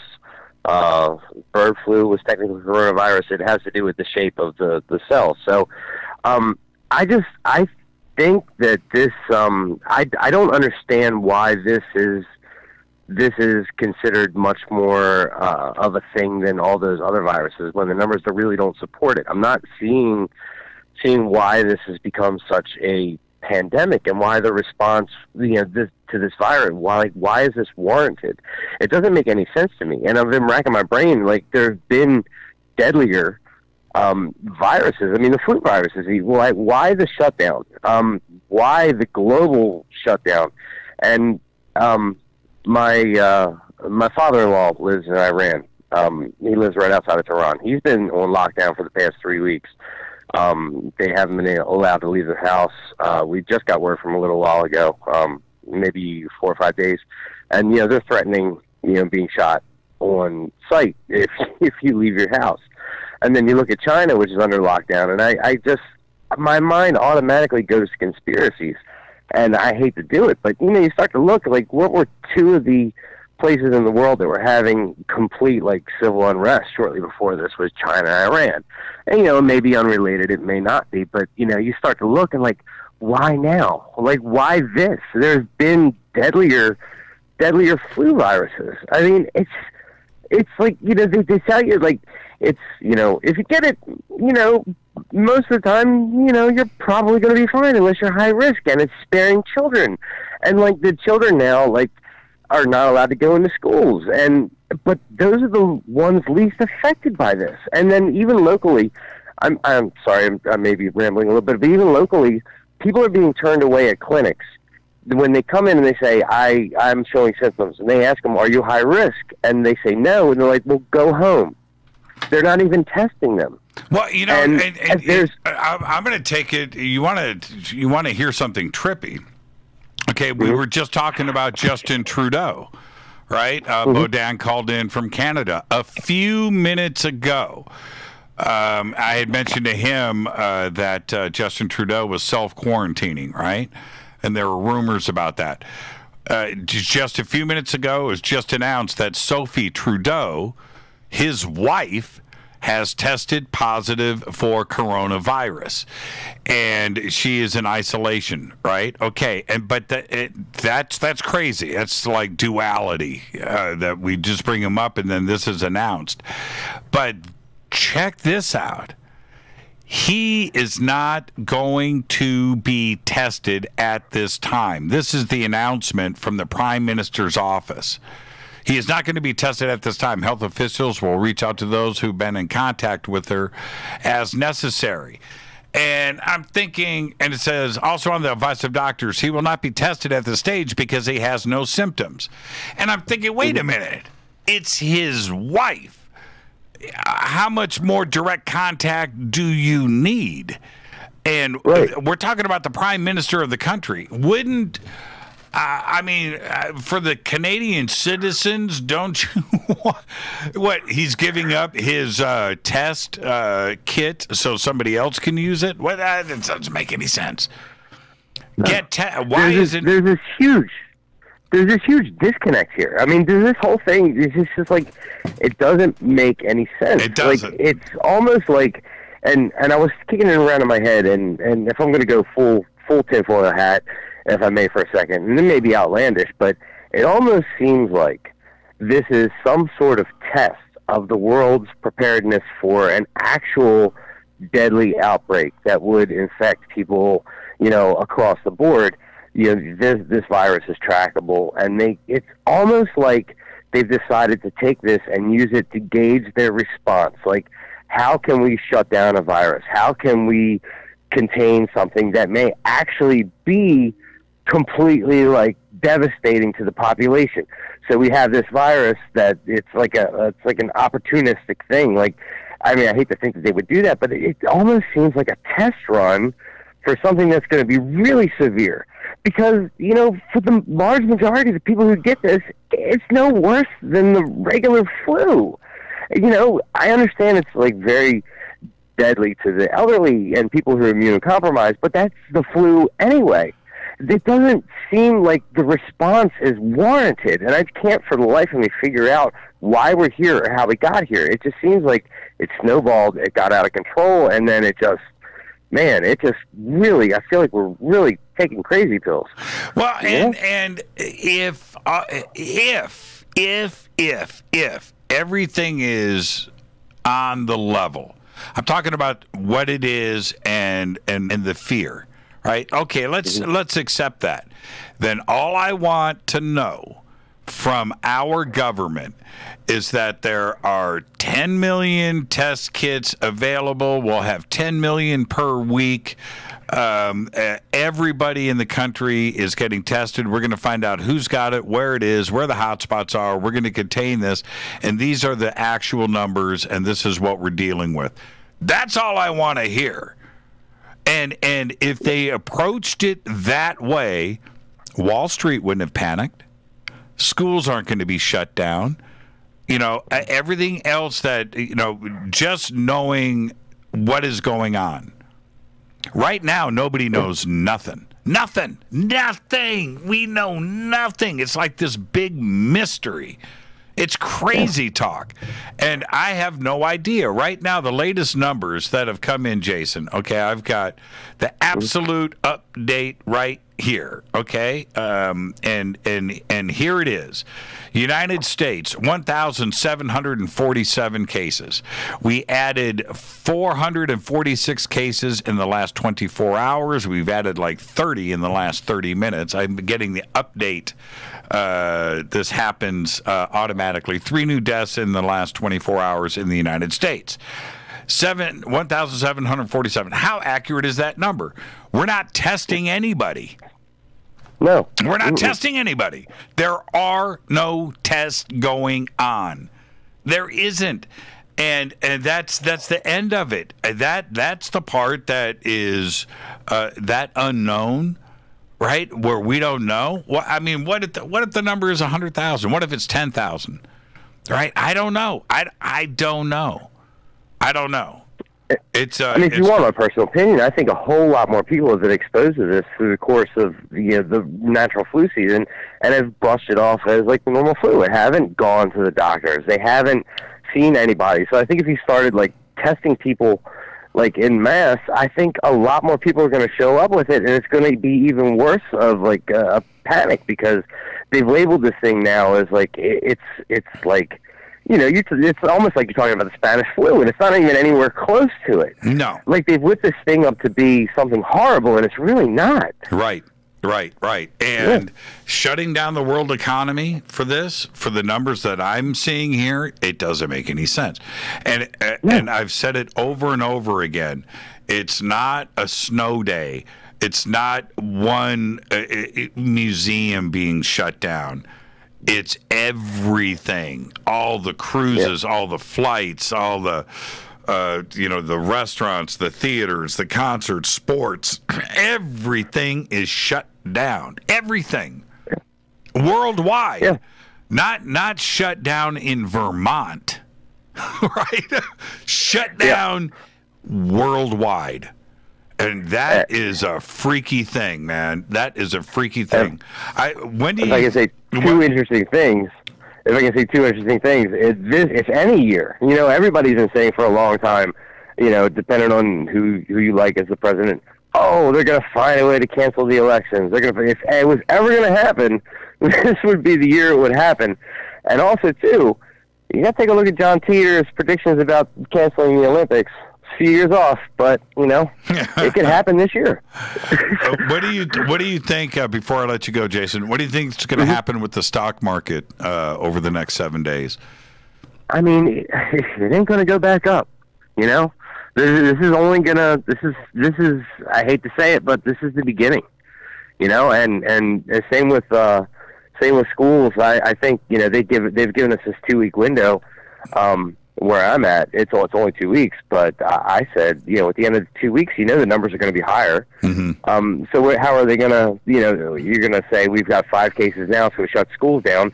Well, we've got 25 cases in 2 weeks. How can they justify opening schools back up? Yeah. So I think this is going to be a continuing problem. And I had a dream the other night that this generation was going to be known as the Corona kids, and that they were going to lose the entire rest of the school year and have to repeat the grade. And it was going to be a bigger thing than people think it is. And I hope that's not the case, but I think this is just the beginning of a panic that really didn't have to happen. Yeah, 2020 was supposed to be totally different. And now how we're going to look back at the year of 2020 and how it's going to be in the history books. Jason, enjoy the rest of your weekend, man, and thank you for the phone call. No problem. Thank you, sir. I appreciate you having a phone call. Go back, Lee Tepe. Enjoy the rest of your weekend, too. Go back, Lee Tepe. That's a great phone call. Jason from Baltimore. I know. And he may be right. It's just the beginning. Hi, you're live on Fade to Black. Who's calling? Hey, this is Pat. What's up, Jimmy? Hey, Pat. How are you, man? Pretty good, man. What's cracking? Not much. I'll just say this real quick, but if you want to find out who's behind this, best thing to do is watch the stock markets, man. You'll see money traveling and funneling real quick. I mean, I'm not going to name names, but there's a certain person, he did, short selling's, kind of one of those things you do. It's kind of underhanded, but it's legal. But one guy did it, and, he made over $1 billion just, going against the British pound. So that's all I'm saying. Our market right now, it seems like it's being purposely tore down. And if that's the truth, then people are swooping in. And it's, you know what I'm saying? Well, the Fed said today, I think they're going to pump in $1.5 trillion. And who has access to that money? And they're going to drop interest rates to zero. And then how are the purchases of, to get that money back into the stock market? What types of purchases are those going to be? And will it be enough, when, okay, I want everybody to look at it this way. And you bring up one of the best points that we can talk about when we're talking about the stock market. When you lose $5, $6, $7 trillion in 7 days, right? And you pump $1.5 million back into it, and the stock market has lost 5,000, 10,000 points over a 2-week period, which is about what we're going to see. I could be wrong. I'm not a stock market analyst. I just look at the trends like everybody does. But if that's the case, what's $1 trillion or $1.5 trillion going to do for the market when $7 trillion was vaporized? So are we going to see the stock market level off at 20,000, 19,000? It's going to continue to go down, I would think. Where's the hope in the stock market? where's the hope? I mean, are people expecting it to go up 3,000 points tomorrow? I don't see that.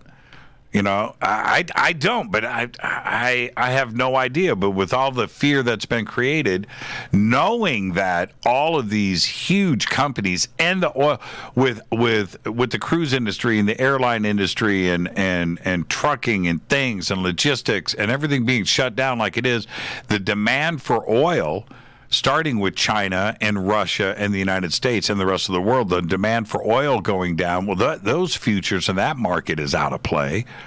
So I don't know what the stock market is, you know, what people are thinking is going to happen. You know, well, one thing that I got a kick out of is, you know, when the oil prices started, you know, last week or whatever, and they started messing with the oil, all of a sudden the stock market fluctuated. And I'm sitting here thinking, why? We don't get our stuff from over there. Not very little.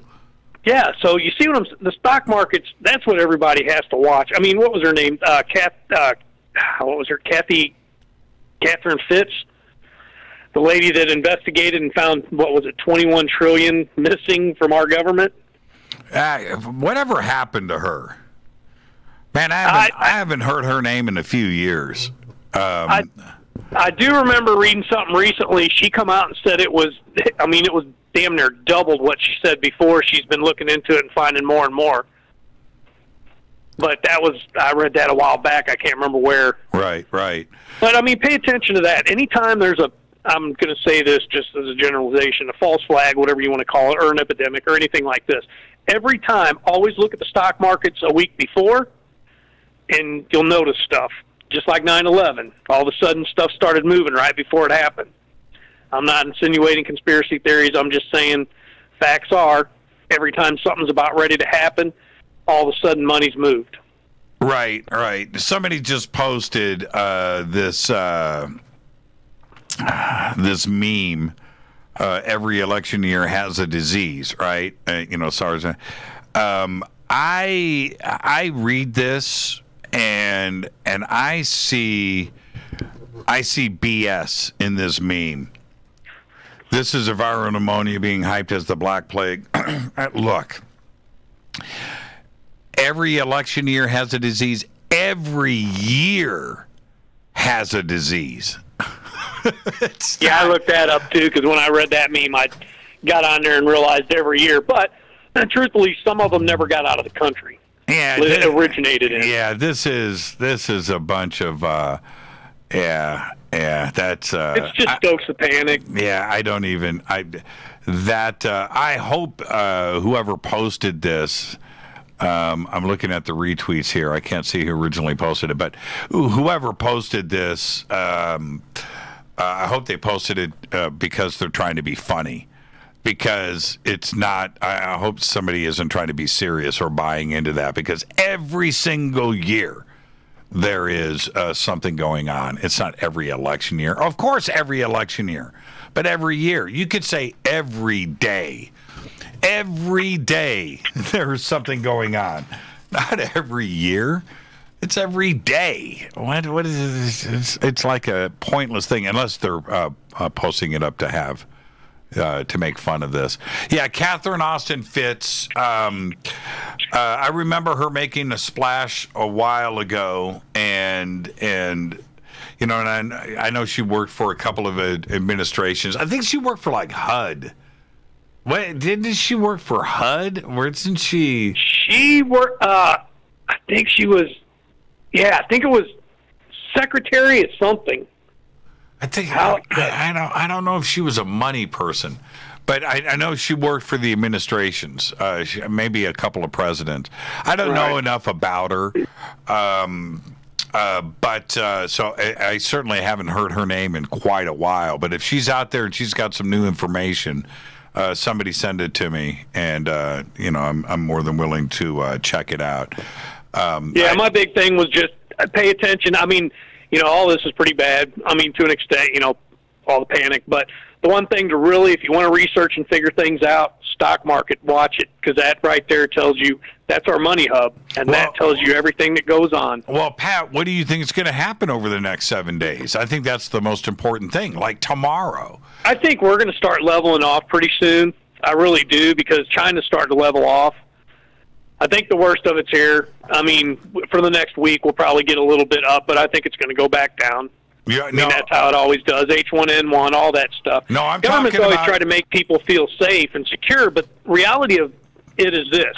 We're a global world, which means we don't have walls. We don't block people. Even blocking the flights and blocking border walls. I mean, we're still having people crossing and everything else. So they want to make you feel safe and say, oh, well, we stopped flights. We did this and that. That's great. I understand that's a perfect thing to do. But if they really want to solve this, I hate saying this, but kind of everything needs to go back to small communities. Farming, everything needs to be localized. If it is, we're okay, because then if it starts in a city, it's localized, and we have a much better way to prepare and prevent any further spread. Just like, look at Africa. How do they stop the stuff over there? Yeah, but they do it. You have to test. Well, correct, but when they start seeing a village or, you know, a town, people starting to get sick and everything, well, there you go. You immediately go in and start doing that stuff. But like I said, the government's going to tell you what they want to tell you to make you feel safe. That's their job. That's what they do. Reality is, we're not safe. We're an open society with everybody. And that's fine about coronavirus, but what's going to happen with the stock market tomorrow? I think it's going to, you know, we're going to go through this down thing a little bit, but even when they say, oh, the stock's down so much, man, it's not as bad as what you think. If we're going 30,000 and it's dropping, you know, 10,000, that's not much. I mean, to think about it, because it's going to go back up. We've had it drop lower. But it's also the vaporization of money. Well, that money disappears. It doesn't. Well, look at the papers. Whenever he sit there and they said, you know, oh, the stock market tanked and everything went down and everybody was panicking, and all of a sudden what happened? It was like the next day or a couple days later, the stock market went up higher than it ever did. And you never heard that in the, you know, I got ready to cuss. But anyway, never heard that in the news. No, but... And that's what you got to watch with the news. They will sit here and give you the bad side of everything. They don't tell you the story. They tell you a story. Well, I remember, Pat, I remember the exciting time of 1995 when the internet was taking off and all the IPOs were happening and websites and creation and this and that and the future of everything. And my 401k, it was like hitting a slot machine 24 hours a day. I would log into my 401k and it would like double every other month. It was crazy. And then the crash hit in like 1998. And I remember whenever that was, 97, 98.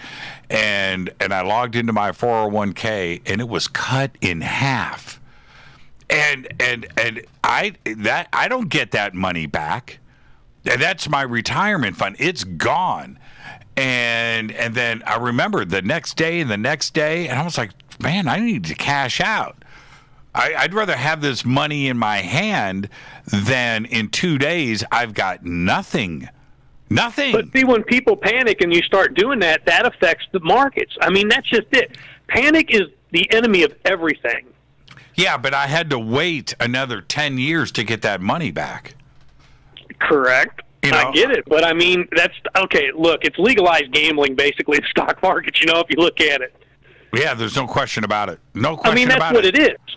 But the money, you're going to have risk, and you've got to accept that. But I mean, to have the rest of the world running off of that, it just blows my mind. Yeah, I know. And the other part, I've only got 15 seconds. The other part of this, though, is we've got other things in play here besides the stock market, and that is everything in the world being shut down at the same time. So the profitability of all of these companies and everything else, and other people that are investing back into the stock market through their 401ks. This is a trickle-down situation where the market doesn't have a chance to just react overnight when you have entire, soccer leagues and football and baseball and basketball. You know how much money was taken out of the economy from gambling and March Madness?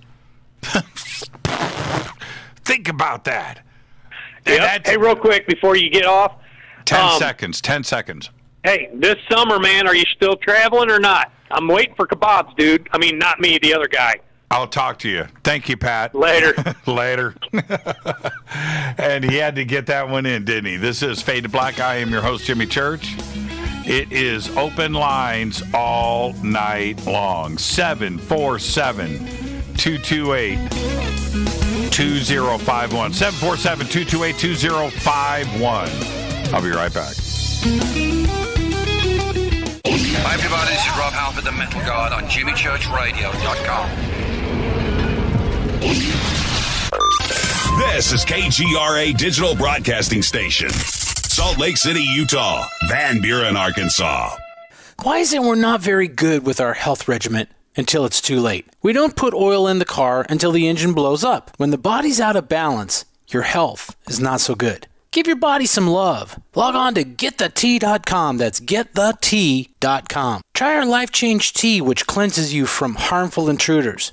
A clean colon is one of the ways to bring the body in balance. We also carry organic supplements to help you get where you need to go. So do your body a favor. Log on to GetTheT.com. That's GetTheT.com. You can even visit our sales page to save some dough. Does anybody call money dough anymore? Anyway, if you're looking for short, helpful health tips, go to YouTube and punch in Health Matters Now.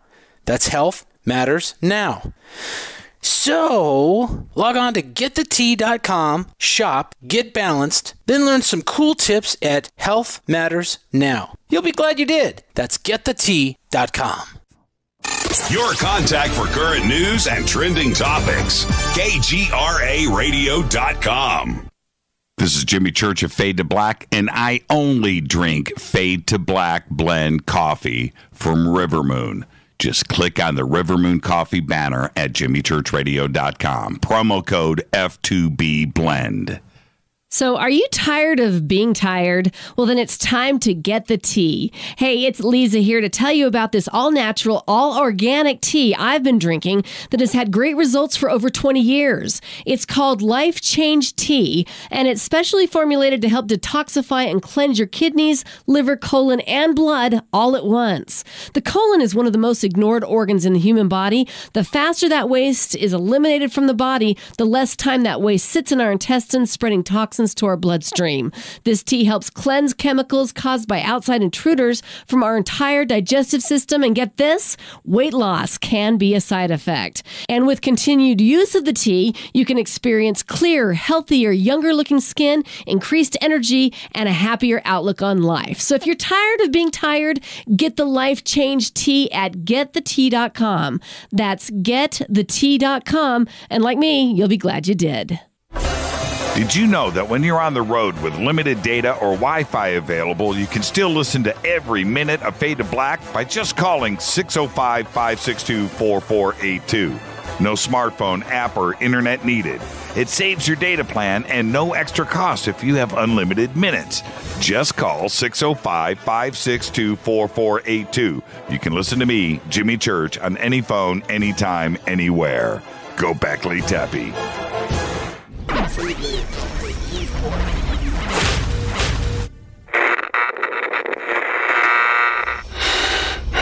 You want to know a secret? I love ponies. I really love ponies. I'm serious. I couldn't stay sane without ponies to brush. Why Fade to Black? Because you never got that pony, damn it. This is Fade to Black with Jimmy Church on the Game Changer Radio Network and KGRA, the Global Radio Alliance.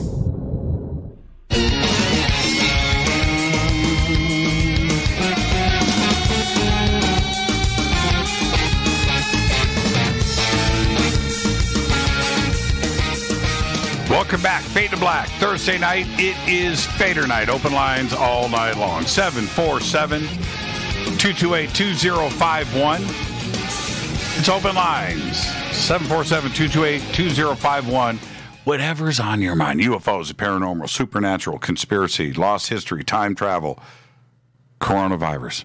Is coronavirus a conspiracy? Man, It's feeling funky, isn't it? Hi, you're live on Fade to Black. Who's calling? Hey, what's up? Honestly, who gives a big flying about the stock market and this big bubble? Right, it's a big bubble ready to burst. It's bursting. Who's calling? What's your name? It's gonna happen. I'm anonymous. Okay. You're anonymous? Yeah, my name is anonymous. Like, who really cares? Listen. The Wuhan coronavirus. It's a bioweapon. Okay.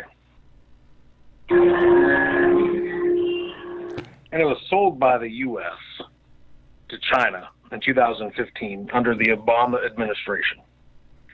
The same people that are in charge of the CDC right now, they're still in control.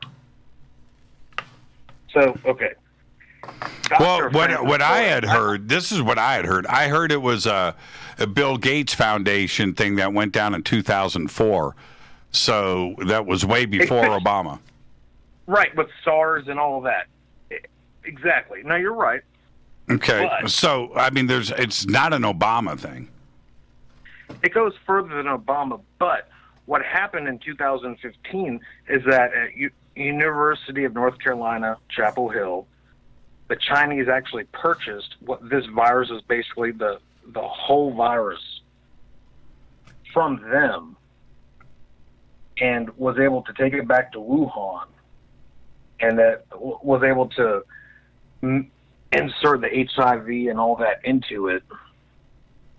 There's this leading expert. His name is Dr. Francis Boyle. I don't know if you all have heard of Band.video. And that's the Alex Jones Band.video. Okay, but you gotta cut the audio out, whatever you're doing. Okay. Right. Okay, all right. But what I'm trying to say is if you check it out, look up Dr. Francis Boyle, regardless if it's involved with Alex Jones or anything like that. Basically what it is the virus was created at University of North Carolina at Chapel Hill, was sold when Obama was in office to the Chinese. The Chinese were able to develop it into a bioweapon and insert the HIV into it to use it as a way to spread it easily into the population, and that's how it's easily able to be spread. Huh.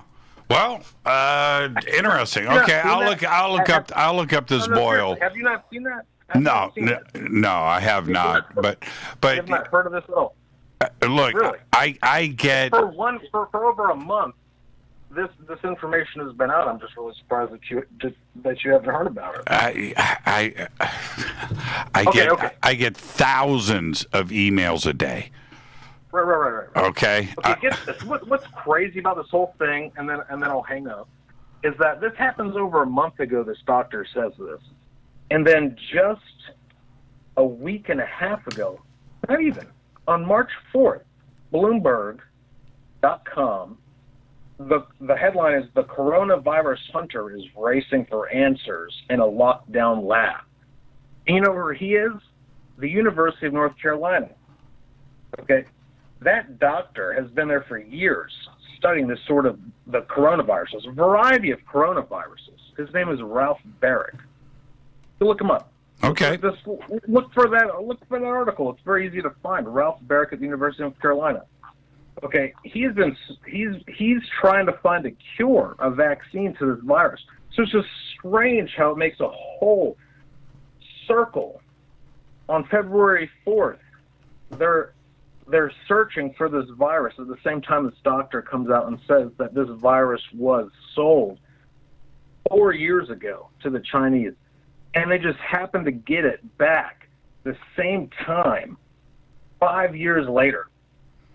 On February 6th. You can look up the article and you can see, and the listeners will be able to see, the deadly coronavirus arrived by courier on February 6th to the University of North Carolina at Chapel Hill campus. And they're searching. They've been working over 20 hours a day since then to try to find a vaccine for it. It makes you wonder why somebody out there, not Alex Jones, Okay, not me, not some. But why hasn't somebody out there, Drudge?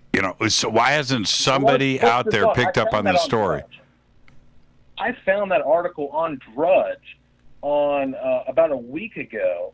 It was on actually Wednesday, March 4th, when that article on Bloomberg.com was there. It was on there for one day. On the top of Drudge, the coronavirus hunter is racing for answers in a lockdown lab. That's the headline. And I haven't seen it pop up anywhere since. And I just find that so strange that I see that then. But seriously, a month before then, you can go to band.video or InfoWars, search for Francis Boyle interviews on those websites, and you'll see him talking about how this virus was created in a lab in North Carolina, Chapel Hill, sold in 2015 to the Chinese, and they're in Wuhan, and was able to create the virus as a bioweapon by inserting the HIV into it to be.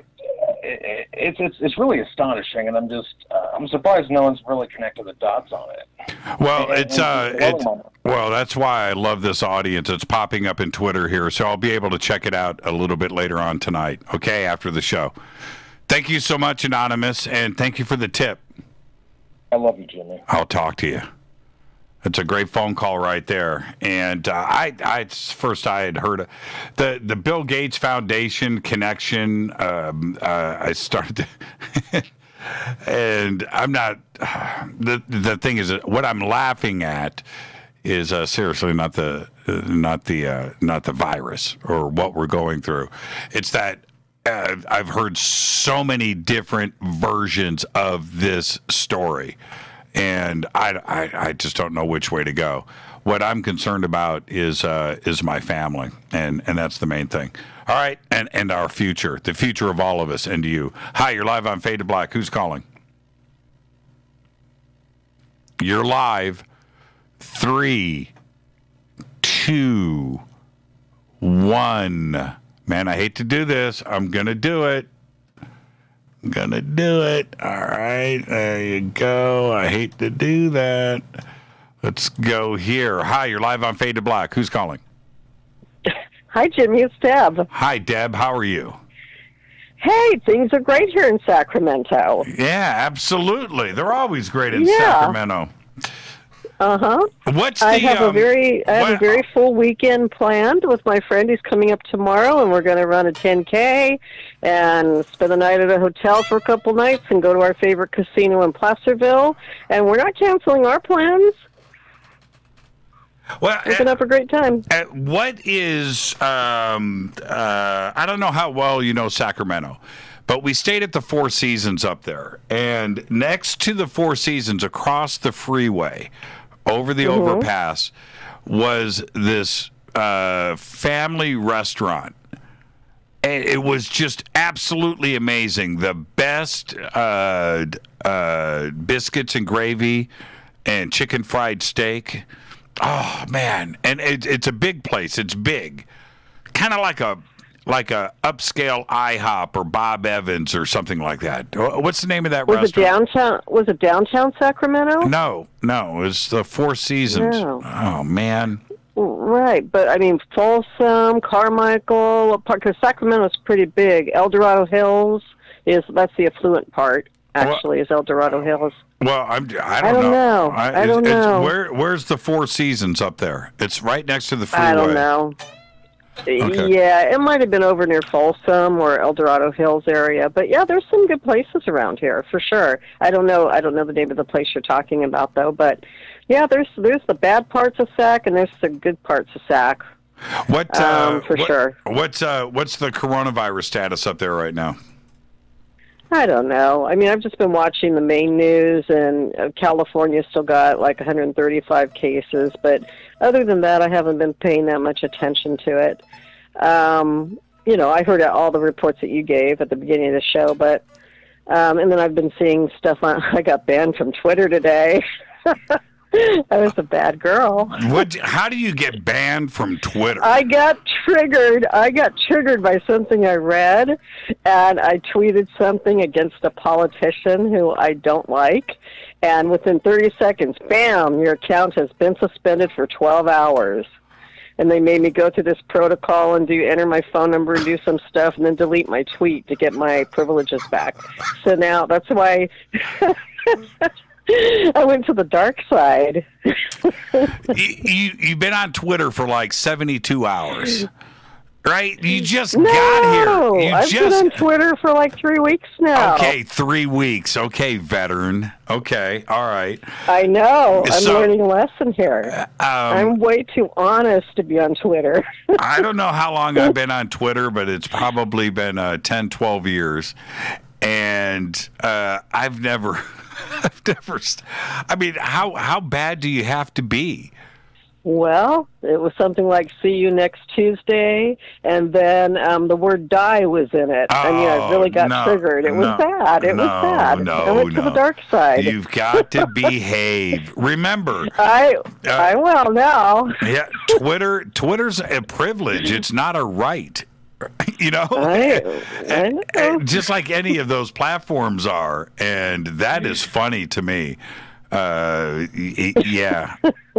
So I find it funny, and I'm embarrassed at the same time because I never get triggered like that, and never say never. I was really hot, and I was just like, screw it, I'm going to type this. And I almost stopped myself. I went, nope, because of all the stuff that they do, they get away with it. They're not going to do anything. And sure enough, within literally probably less than 30 seconds, bam, they got me.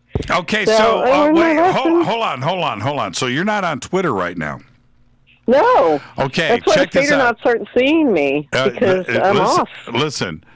Here you go. Here's tweet number 1. Deborah Mento is crazier than me, and now I'm jealous. Another tweet. Deb just got awesomer. Another tweet. That's like a Fader record.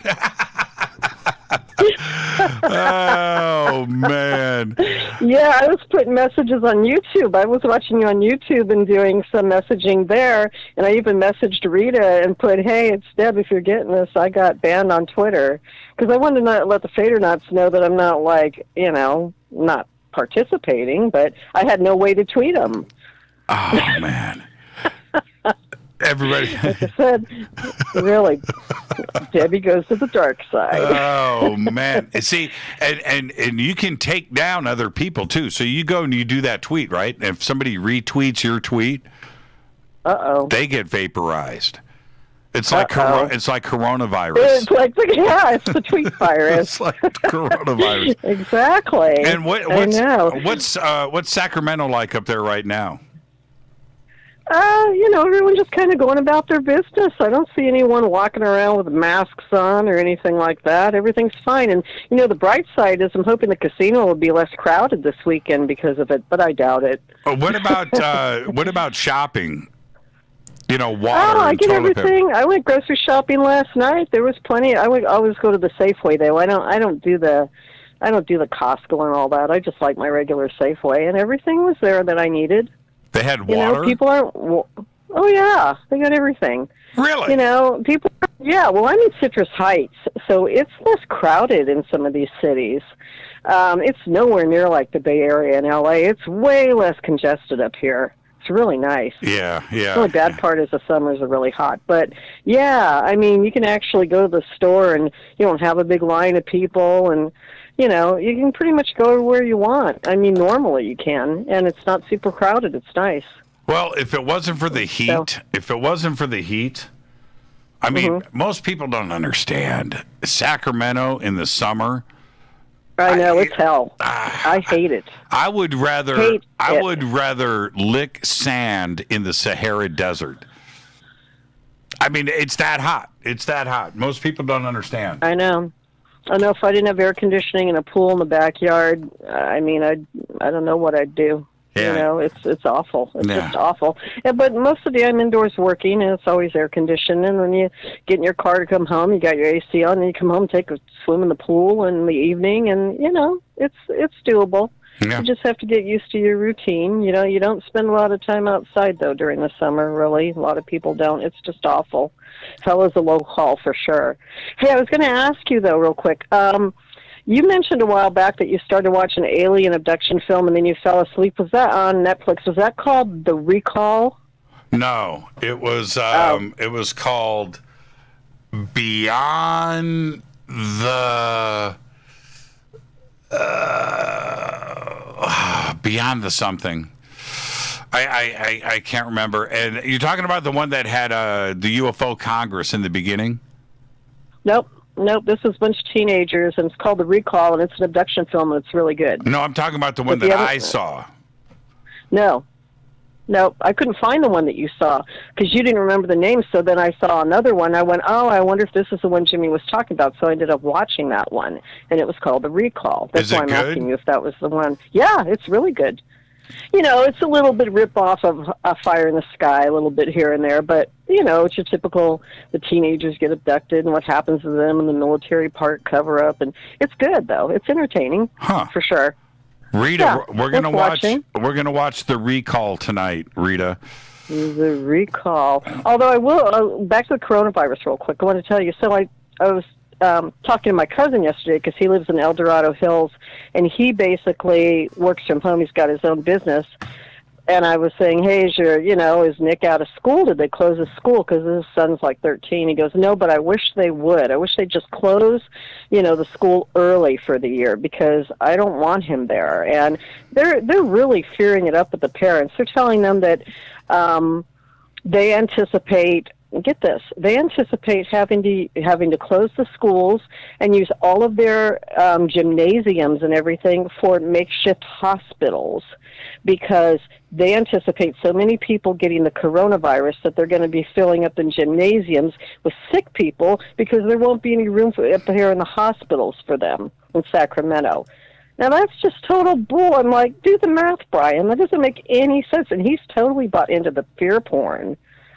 Totally. I know. I go, what news stations are you watching? What do you... God, turn off your TV. It sounds like crazy. It sounds like you're not buying into the panic and the fear.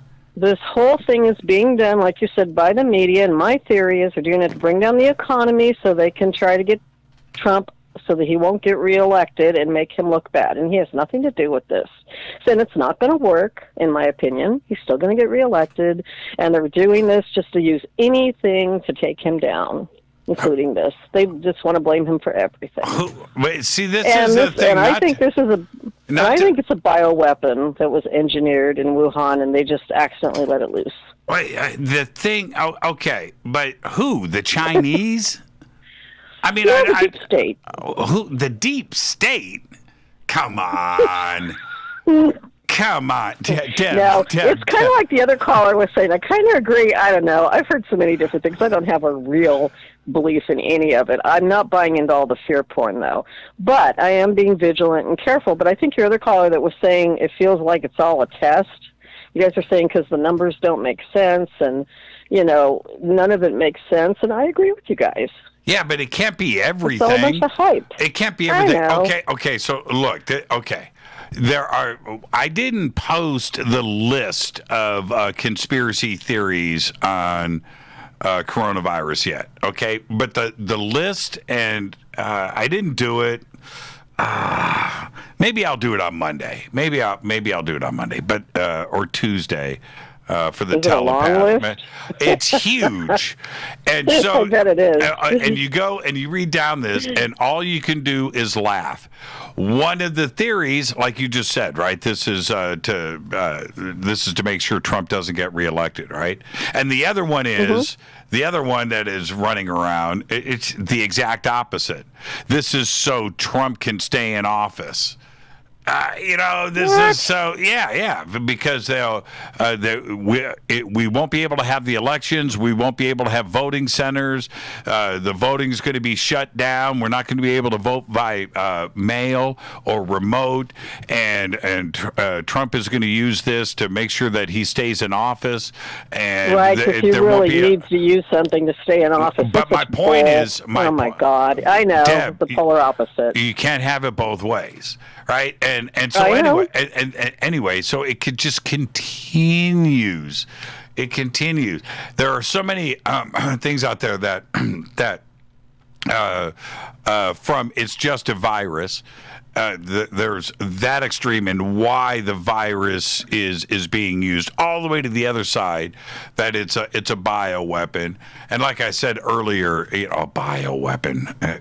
Okay. Anyway, the Bill and Melinda Gates Foundation, they funded the research on this going back 20 years ago, and that it's all tied into the Georgia Guidestones, and it's part of the Illuminati and the New World Order. And Agenda 21 and depopulation. Oh, I know. Agenda 30, Agenda 30. Or whatever it is, yeah. No. Yeah. There's Agenda 21, but now there's the Agenda 30. And it's just like, the list is so bleeping long, and you just read down and you're like, look, everything that you read down this list that I'm reading, all of it's fake, all of it's made up, all of it is science fiction, and it's funny. It's funny to read. You can't have all of it. You can't, if one comes into play, the rest of them are null and void. Every single one. It's just like funny to me. And if it's I know it is. If it's population control, well, I guess it's pretty ineffective.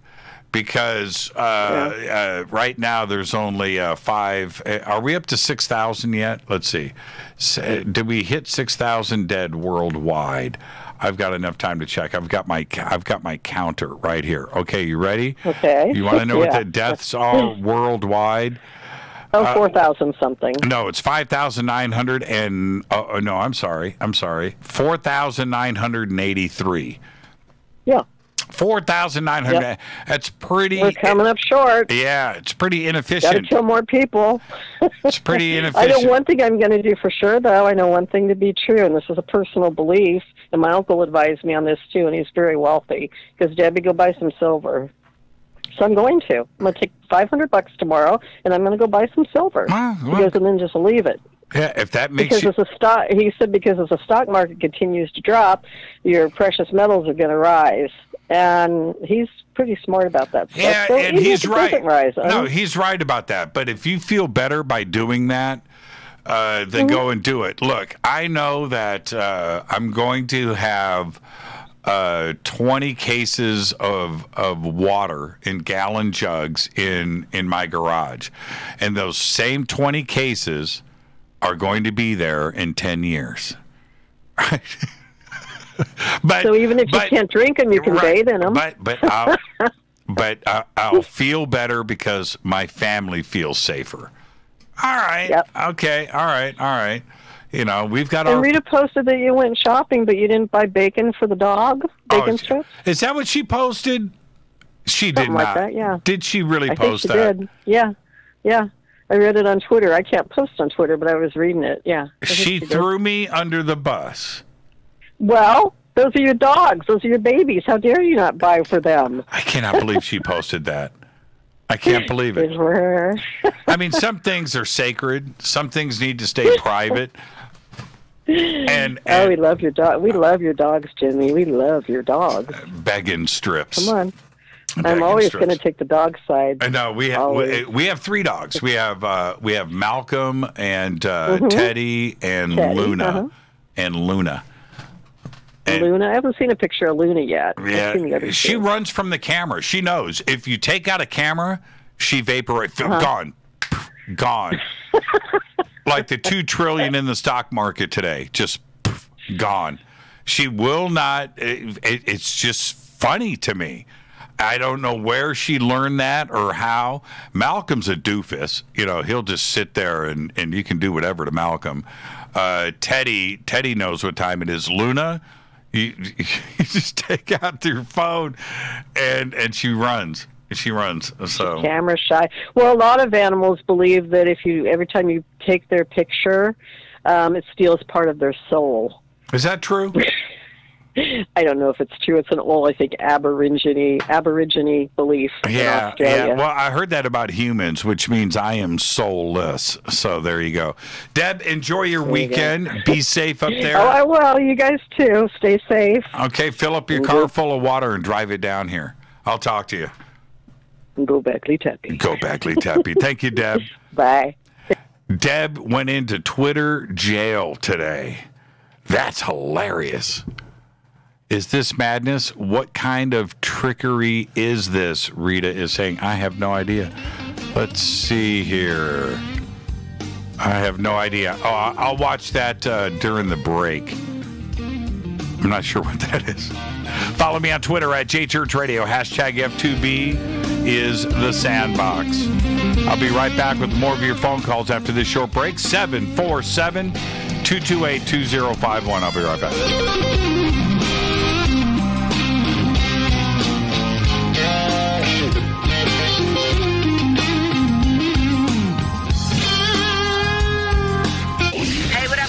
Vivica Fox here, and you are listening to my boy, Jimmy Church, on JimmyChurchRadio.com. Despite popular opinion, reading a book will not make you smarter. But listening to Jimmy Church will. This is Jimmy Church of Fade to Black, and I take Life Change Tea supplements every single day. It's what I do. Click on their banner at JimmyChurchRadio.com. When you take the beans from Central America with dashes of Indonesian and African mixed in and then roast it to the dark side of Fade to Black, you create the ultimate brew of fringe. Introducing the FadeToBlack blend from Rivermoon Coffee. Yes, Rivermoon's darkest customized roast was created for the love of Fade to Black. The alchemy of masterful roasting and smoking the beans is in every sip of this full-bodied dark Java. I need my coffee dark, deep, with distinct bittersweet chocolate highlights, just like the bunker. Leaning further into the darkness of the roast is Fade to Black blend from Rivermoon Coffee.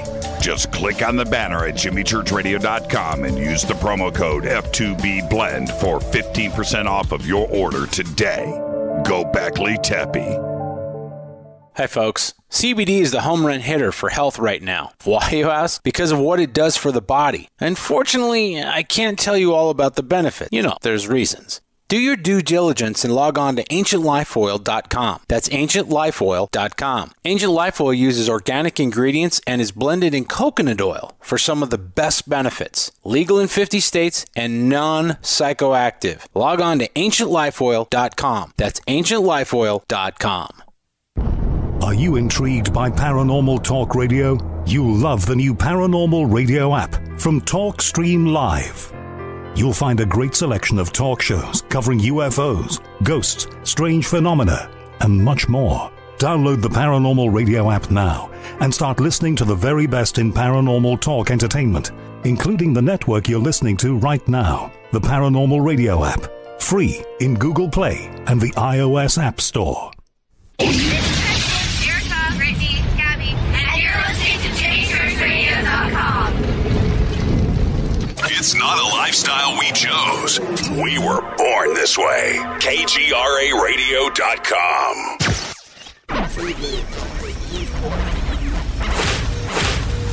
This is KJCR at JimmyChurchRadio.com.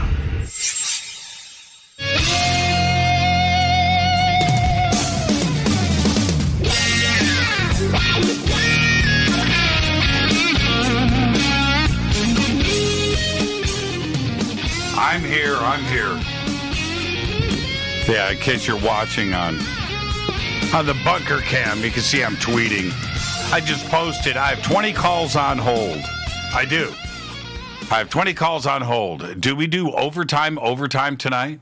Do we just keep this thing going? And Rita just went, I'm going to try to get all these calls in. I'm going to make these all quick, and I'll see if I can get everybody in. Hi, you're live on Fade to Black. Who's calling? Hello, Jimmy? Yes. Hi, this is Steve from Las Vegas. I have a concern, and maybe you could give me your intake. But first, if I may, I don't know if you know, but we lost a great one in our UFO community. Ted Phillips passed this week. Yeah, he passed on the 10th. Yeah, that's Right. a very sad day. Yeah, you're absolutely right. I just thought I'd mention it. I grew up in the San Gabriel Valley there in the 60s, 70s, and I noticed like in the mid-70s, my mom used to come home and say the groceries was going up higher.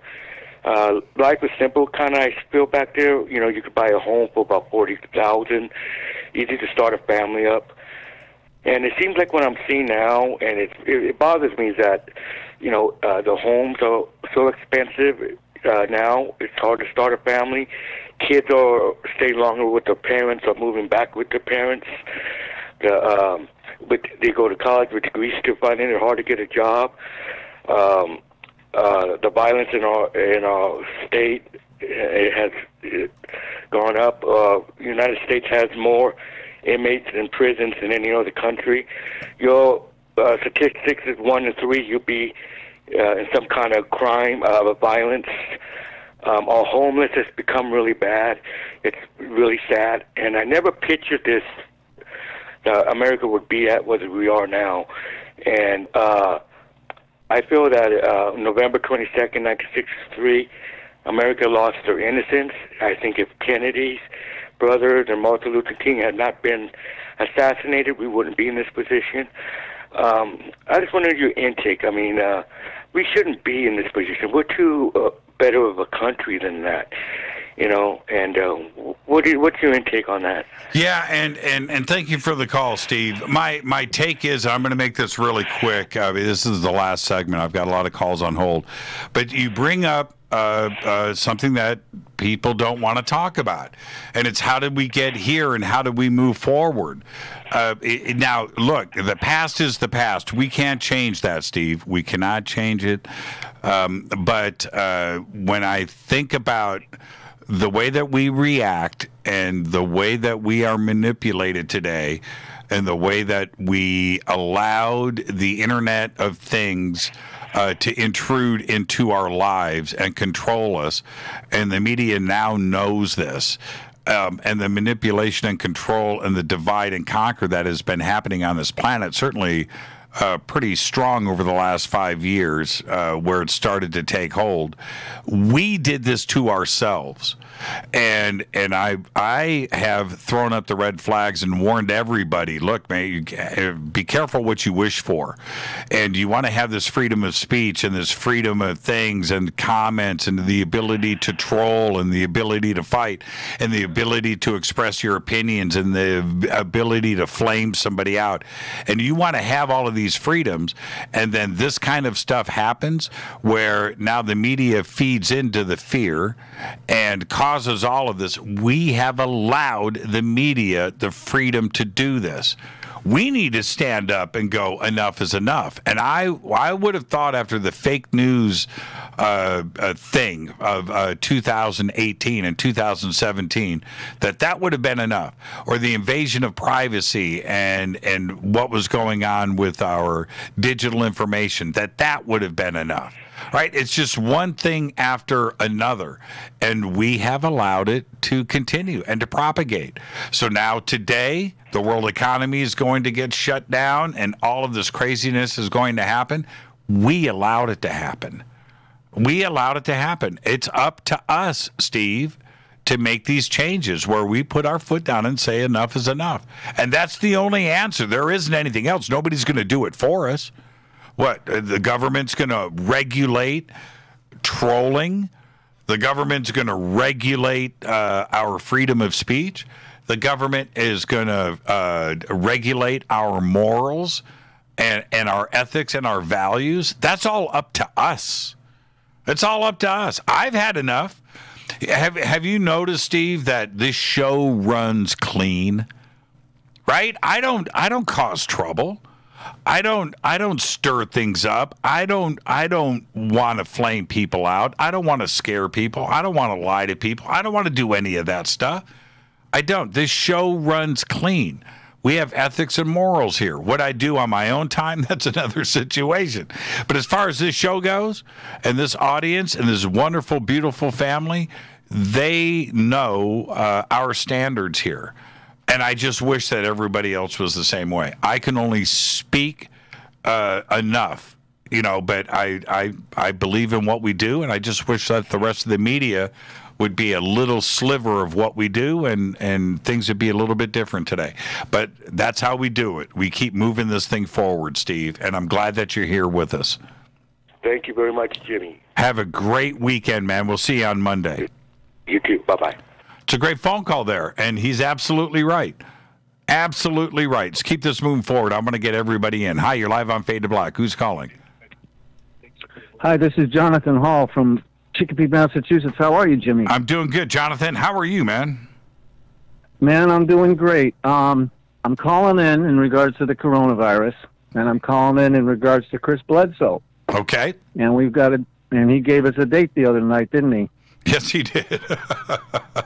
I love it, man. Absolutely. But at any absolutely. rate, okay. On that note, I have been following the market for a long time, and I'm familiar with Kat and Nurse Nancy and others. I'm an old Jimmy Church junkie. Right on. But at any rate, I've called in before. It's been a long, long time, but I asked the universe. I said, I don't know if I should bring this even up or not, but it's weighing heavy on my heart. And I've got to talk to the people because they need to get ready. There is something coming, and I don't know what it is exactly or how it's going to play out. But I'm not the only one that is here with this thought and this idea. And you can call it conspiracy theory or not. I call it looking at brass tacks and where our finances are at. And you mentioned how much the Fed's talking about dumping into the market again. And Deb, I'm going to use Deb as a segue. She bought some silver recently. And smart girl. But what we're looking at, if you go online and you look at the gold and silver index right now, and you look at the USDX, what you're going to see is the dollar is getting a little more volatile, and it's ticked down some. And I've been watching that over the course of the years, and I've been watching gold and silver. And she's right.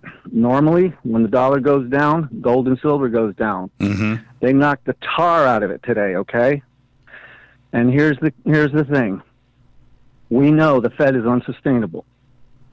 And we know what Congress says about who's supposed to be in charge of the money and who's supposed to do it. It says Federal Reserve note on there. It doesn't say U.S. Treasury note anymore, does it?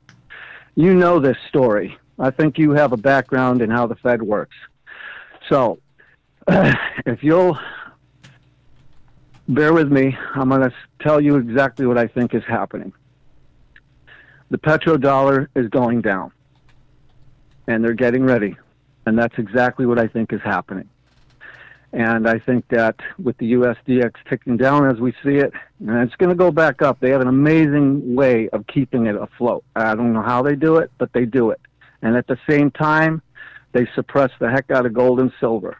That's just a fact. It's not a conspiracy theory. You can go and look. And I'm just seeing it, and I'm not the only one. I've been reading some financial stuff from some other people, and there's a lot of people that think that's exactly what's going on, is that the U.S. dollar is about to go kaputski. Well, and I love you guys. I love you guys. I'm not here to spread any fear porn, but I am here to say, right, we got to do what we got to do. And like you said to Deb, if that makes you feel better, then so be it. And it's not about trying to make money if you decide to buy silver. It's about when the dollar goes down, when we finally recover and get through the other side. That will be, that's a universal currency right there, my man. That's all it is. It's just a hedge that in case that money you got stored in the bank is no longer, let's go to Weimar, Germany, where they took a whole, what do they call it, wheelbarrow full of money to go buy a loaf of bread. Look at the Zimbabwe dollar and what happened. I think that's what we're going to see here. Now, Is it going to happen? I mean, when is the question. But with that date that Chris Bledsoe gave, okay, I'll tell you what, I'm not sure. I even asked, I went further, Jimmy. I went and I asked my higher power, okay? People have different names for this. My daemon, whatever you want to call it. But I asked my higher power, my higher self. And I looked into some things in some cards, the tarot, and it's indicating some things too in that direction. And I just want to say, bless you all. I love you all. I don't want to take up any more time, but I felt it important. I'm way overtired. I'm in Massachusetts. I've been working like a dog all week long, and this is the first time I stayed up for a live show in a long time because I just felt it was important. And honestly, people, just love your families, stick together. And what Jimmy said, yes, it's time to stand up. There's no doubt. We've got to stop this madness, and it is madness. The coronavirus, as far as I'm concerned, it's BS. Quick story. I'm at work. We got a trucker coming in. He's upset about the coronavirus. He says it's BS. I can't believe what they're doing. I don't buy it. It's just a cold. It's just a cold. And then he comes back later to drop another load. These are cars he's dropping. And he says, you're not going to believe this. You want to hear another coronavirus story? Crazy one? I said, yeah, sure. He says, I just had a trucker. He was going to Rochelle, New York, and not into Rochelle, New York. You know, they cordoned that off right now. Yeah, they closed it down, yeah. You got it. So he's going off to Rochelle, New York, and his wife calls him, and he says, where are you going? And he tells her. Now, he's going into Rochelle. He's going right by Rochelle. Next thing you know, he turns his truck around, he drops it off, and he goes into there, and he says, I quit. He says, what are you doing sending me into that place? That's a true story, my brother. It happened this morning. Anyway, buddy, I love you. You stand strong. You keep spreading your truth, and I'm going to spread my truth. And together as a people, we the people, my friend, are the government, lest they forget. And I'm like your friend earlier that called the guns and the gold and the guitars. I'm right there with that, man. I'll tell you that right now. And I am one of the people, and I'm here to tell you that I will stand up against tyranny, and I will stand up for you and all my other neighbors all around the world. I love each and every one of you. And I mean that from the bottom of my heart. This comes straight from the spirit, my friend, as far as the love part goes. I don't know if I'm 100% right about this, but there's a lot of people out there talking about it. And I thought about it before I started looking into it. I'm like, you know what? I wonder if there's any other people out there with the same message in their head. So I went and looked, and I found out there is. Well, and Jonathan, yeah, and thank you, man. And just do me a solid. Have a great, safe, amazing, fun weekend, and we'll see you right here on Monday. Oh, I'm going to do it, man. I can't wait. The weather's been so nice. We've had real quick, we've had the mildest winter in my 55 years living in Massachusetts here. Honest to God, we had 2 days of snow, and that was about it. A couple of snows here and there, but it was nothing. And it's raining here, so go figure. Thank you so much, Jonathan. Go Beckley Tappy. Go Beckley Tappy, baby. Perfect. Thank you, Jonathan. I'll see you later, brother. Have a great weekend. That's a great phone call right there. Yeah, let's see who is going to be up next.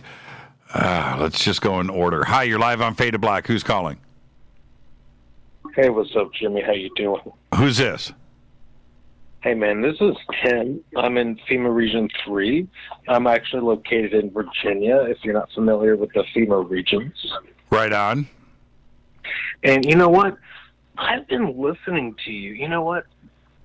I don't know if you remember who I am. I'm Status Unknown. I listened to you since almost the beginning of FadeToBlack. Actually, you're the reason why I got a Twitter account.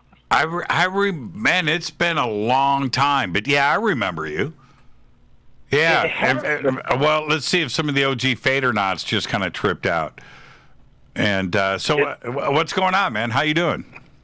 You know, I'm hanging out in the sandbox. It's been a long time. It's Thursday night. I thought I would just hang out and see what's happening. I haven't been on Twitter in a long time, but I feel like I'm in the sandbox because I called in. You know? Well. So what's on your mind tonight? Well, there's a lot of stuff going on. They're talking about the coronavirus, the stock market's like, oh my God, like down like, whew, it's just 25%. And I've been drinking a little bit of Evan Williams, 1783. So I thought, Yeah, right on. Yeah, right on. and so, but you being out in that part of the world, which is, how do I say this? I always think about that part of the country, from like Boston down to Atlanta. You got to include, Washington, D.C. and Philadelphia and, all, but it's a political world. Right? Politics is all around you. The military is there. Everything, Spook Central and the CIA and the NSA, and you know what I'm talking about. So what is the daily life out there for you guys going through this enormous period that has been the last 2 weeks, and certainly the last 48 hours, which has been nuts? Listen, really, I mean, I live in an area where I would say probably 80 to 90% of people work for the federal government or contracted through the federal government. Right. I'm not even kidding. No, that's the way it is. I just said it's the life. For over a week now, the grocery stores in our area, we have, I don't know if you've heard of Wegmans. It's a very it's a New York company. They're down in this area. It's like a wholesale store. It's got a lot of like niche type items. They're Costco, any sort of grocery store. Totally just plummeted with people going shopping. I don't know what it is. Maybe toilet paper is the cure for the coronavirus. But these people down here are just totally plummeting the stores with water and toilet paper when it comes to that sort of thing. But it's just astounding that I don't work for the government, but I know people that do work for the government, and the stores are just being just from 8 a.m. until like the evening time, just totally just destroyed. And I don't know if maybe they know something, maybe they're told something, but something is definitely going on with this thing, and it's just very confusing because I know that if I need to wipe my ass, I'm going to I have a thing in the shower that can do it. Well, I don't know why but and status. The thing that I'm very confused about right now, as an American, I've never felt in my life like I do right now, where I just think Washington doesn't have a grip on this. And it's not a Democratic thing. It's not a Republican thing. It's not a presidential thing. I'm saying that if this had gone down in any other year, and I felt like this, I would say the same thing. I don't know if they understand how to or what to do next. It's like everything is just shoot from the hip, right? It's like Hendrix improvising at Woodstock. Well, you know what? That's pretty cool when the improvising is happening, right? But bad improvisation is garbage, right? And it's the truth. It's the truth, man. No, you're right. And that's the feeling that I get, and that's the feeling I get from the people that I know that actually work for certain agencies and organizations. And I'm not just saying that because it's just the area. I mean, I'm from here. I've lived here for over 30 years. I know people. And that's just, I mean, they're still even going on trips. So it's just kind of blowing my mind that... yeah, what do they know? What do they... Or they don't know nothing and they're blowing out of town. That's why. I mean, it's all decompartmentalized or whatever they say. It's just like... Sure. It's a no basis. And it's just like... only if you have to know it. But I'm just surprised at the stores. Like, even before it hits the mainstream news, I'm noticing it around where I'm living. It's like, wow, I'm going to the store for regular shopping. The toilet paper's gone, the milk's gone, pasta, olive oil, random stuff has gone from the stores. You're like, really, this is happening? And this was last week. This week is even worse. And I'm like, okay. And I ask my friends, and they're like, oh, no, everything's fine. We're told everything's fine at work. And, so it's just like, it's just like business as usual, but people are really hitting the stores. And so it's just kind of confusing. And I know. Well, Status, I'm going to grab one more call before the end of the night. And don't be a stranger, man. It's really great to hear your voice. It's been way too many years. Thank you so much. It's been like 4 years since I've given you I know. It's been a long, long time. Give me a Gobekli Tepe. I've Gobekli Tepe you probably 20 times tonight. I've had so much Evan willingness. Gobekli Tepe, do it up. Have a good evening. Thanks for taking my call, Jimmy. I appreciate it. Thank you, Status. Status Unknown. Absolutely incredible. And it's been many, many years since I've spoken to Status Unknown. So there you go, Fadernauts. That was pretty cool right there. Hi, you're live on Fade to Black. Last call of the night. Who's calling? I guess that one's gone. Okay, let's go to the next one in order. Hi, Fade to Black. You are the last call of the night. Who's calling? How appropriate. Hey, Jim. Mike from Point Doom. Hey, Mike. How are you? Good, but, something's kind of concerning me a little bit. And first of all, let me say that what's amazing about you, Jim, is that the amount and the quality of your retention of so many different subject matter and particulates is, oh boy, you really, there should be an award for it, then you would definitely win, because it blows me away. And I kind of pride myself on trying to file a lot of stuff in a small box. One of the things that's very concerning is that September last year, for the first time in maybe ever, did I get a virus that was going around that actually made me go and get one of the Z-packs, the 6-pack of zithromycin and some albuterol. And it worked within 6 days. And it's almost like that was a precursor to what's going on right now. And I'm wondering what your take is on this. If we remember back, I believe about 6 months during that same time frame, the African-American gentleman that was very established at the CDC went missing, and his parents were very suspicious, and all they found was his little dog. Yeah, I remember that. I'm wondering if he was trying to tell us of something to come, because that whole thing was stunk of highly suspicious behavior. Yeah, it's interesting. I forgot about that completely. There are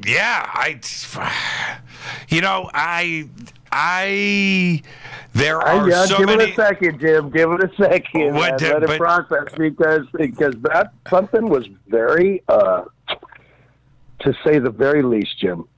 That was a very suspicious disappearance. Oh, completely. And that, I hate to say it, but it happens all the time too. That's the other thing. No, of course. But Mike, let me just say this. Say something bad about the Clintons. Yeah, I know, right? I've only got 60 seconds left. In fact, I've got 45. And so let me say this: when we look at the situation that we are in, it is so complicated. It is not simple. There are 1,000, and I'm not exaggerating, there are 1,000 consequences and items and things to look at here that we have to unpack. It's absolutely, its effect and the cause and the effect is so numerous, and the things it is. I don't know, and you know what woke up a lot of people today, Jim? I guarantee you.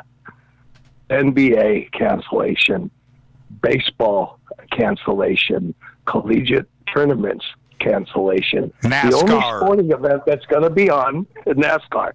The only sporting event that's going to be on tomorrow is the Players' Championship from Sawgrass, and they're not allowing any spectators. These guys are going to be knocking it out with no spectators. The highest ratings in TPC history will be tomorrow. Mike. That's right. That's right. Hey, Mike, enjoy your weekend, my friend. Thank you so much. Thanks, Jim. Have a nice evening. Gobekli Tepe. That's what I'm talking about. With that, I'm out of here. Thank you, Mike, for the phone call. What a great night on the show. That's what, right now, and I'm sorry for everybody else that's on hold. I couldn't get you all in, but I tried. What a great, great night. We'll see everybody on Monday.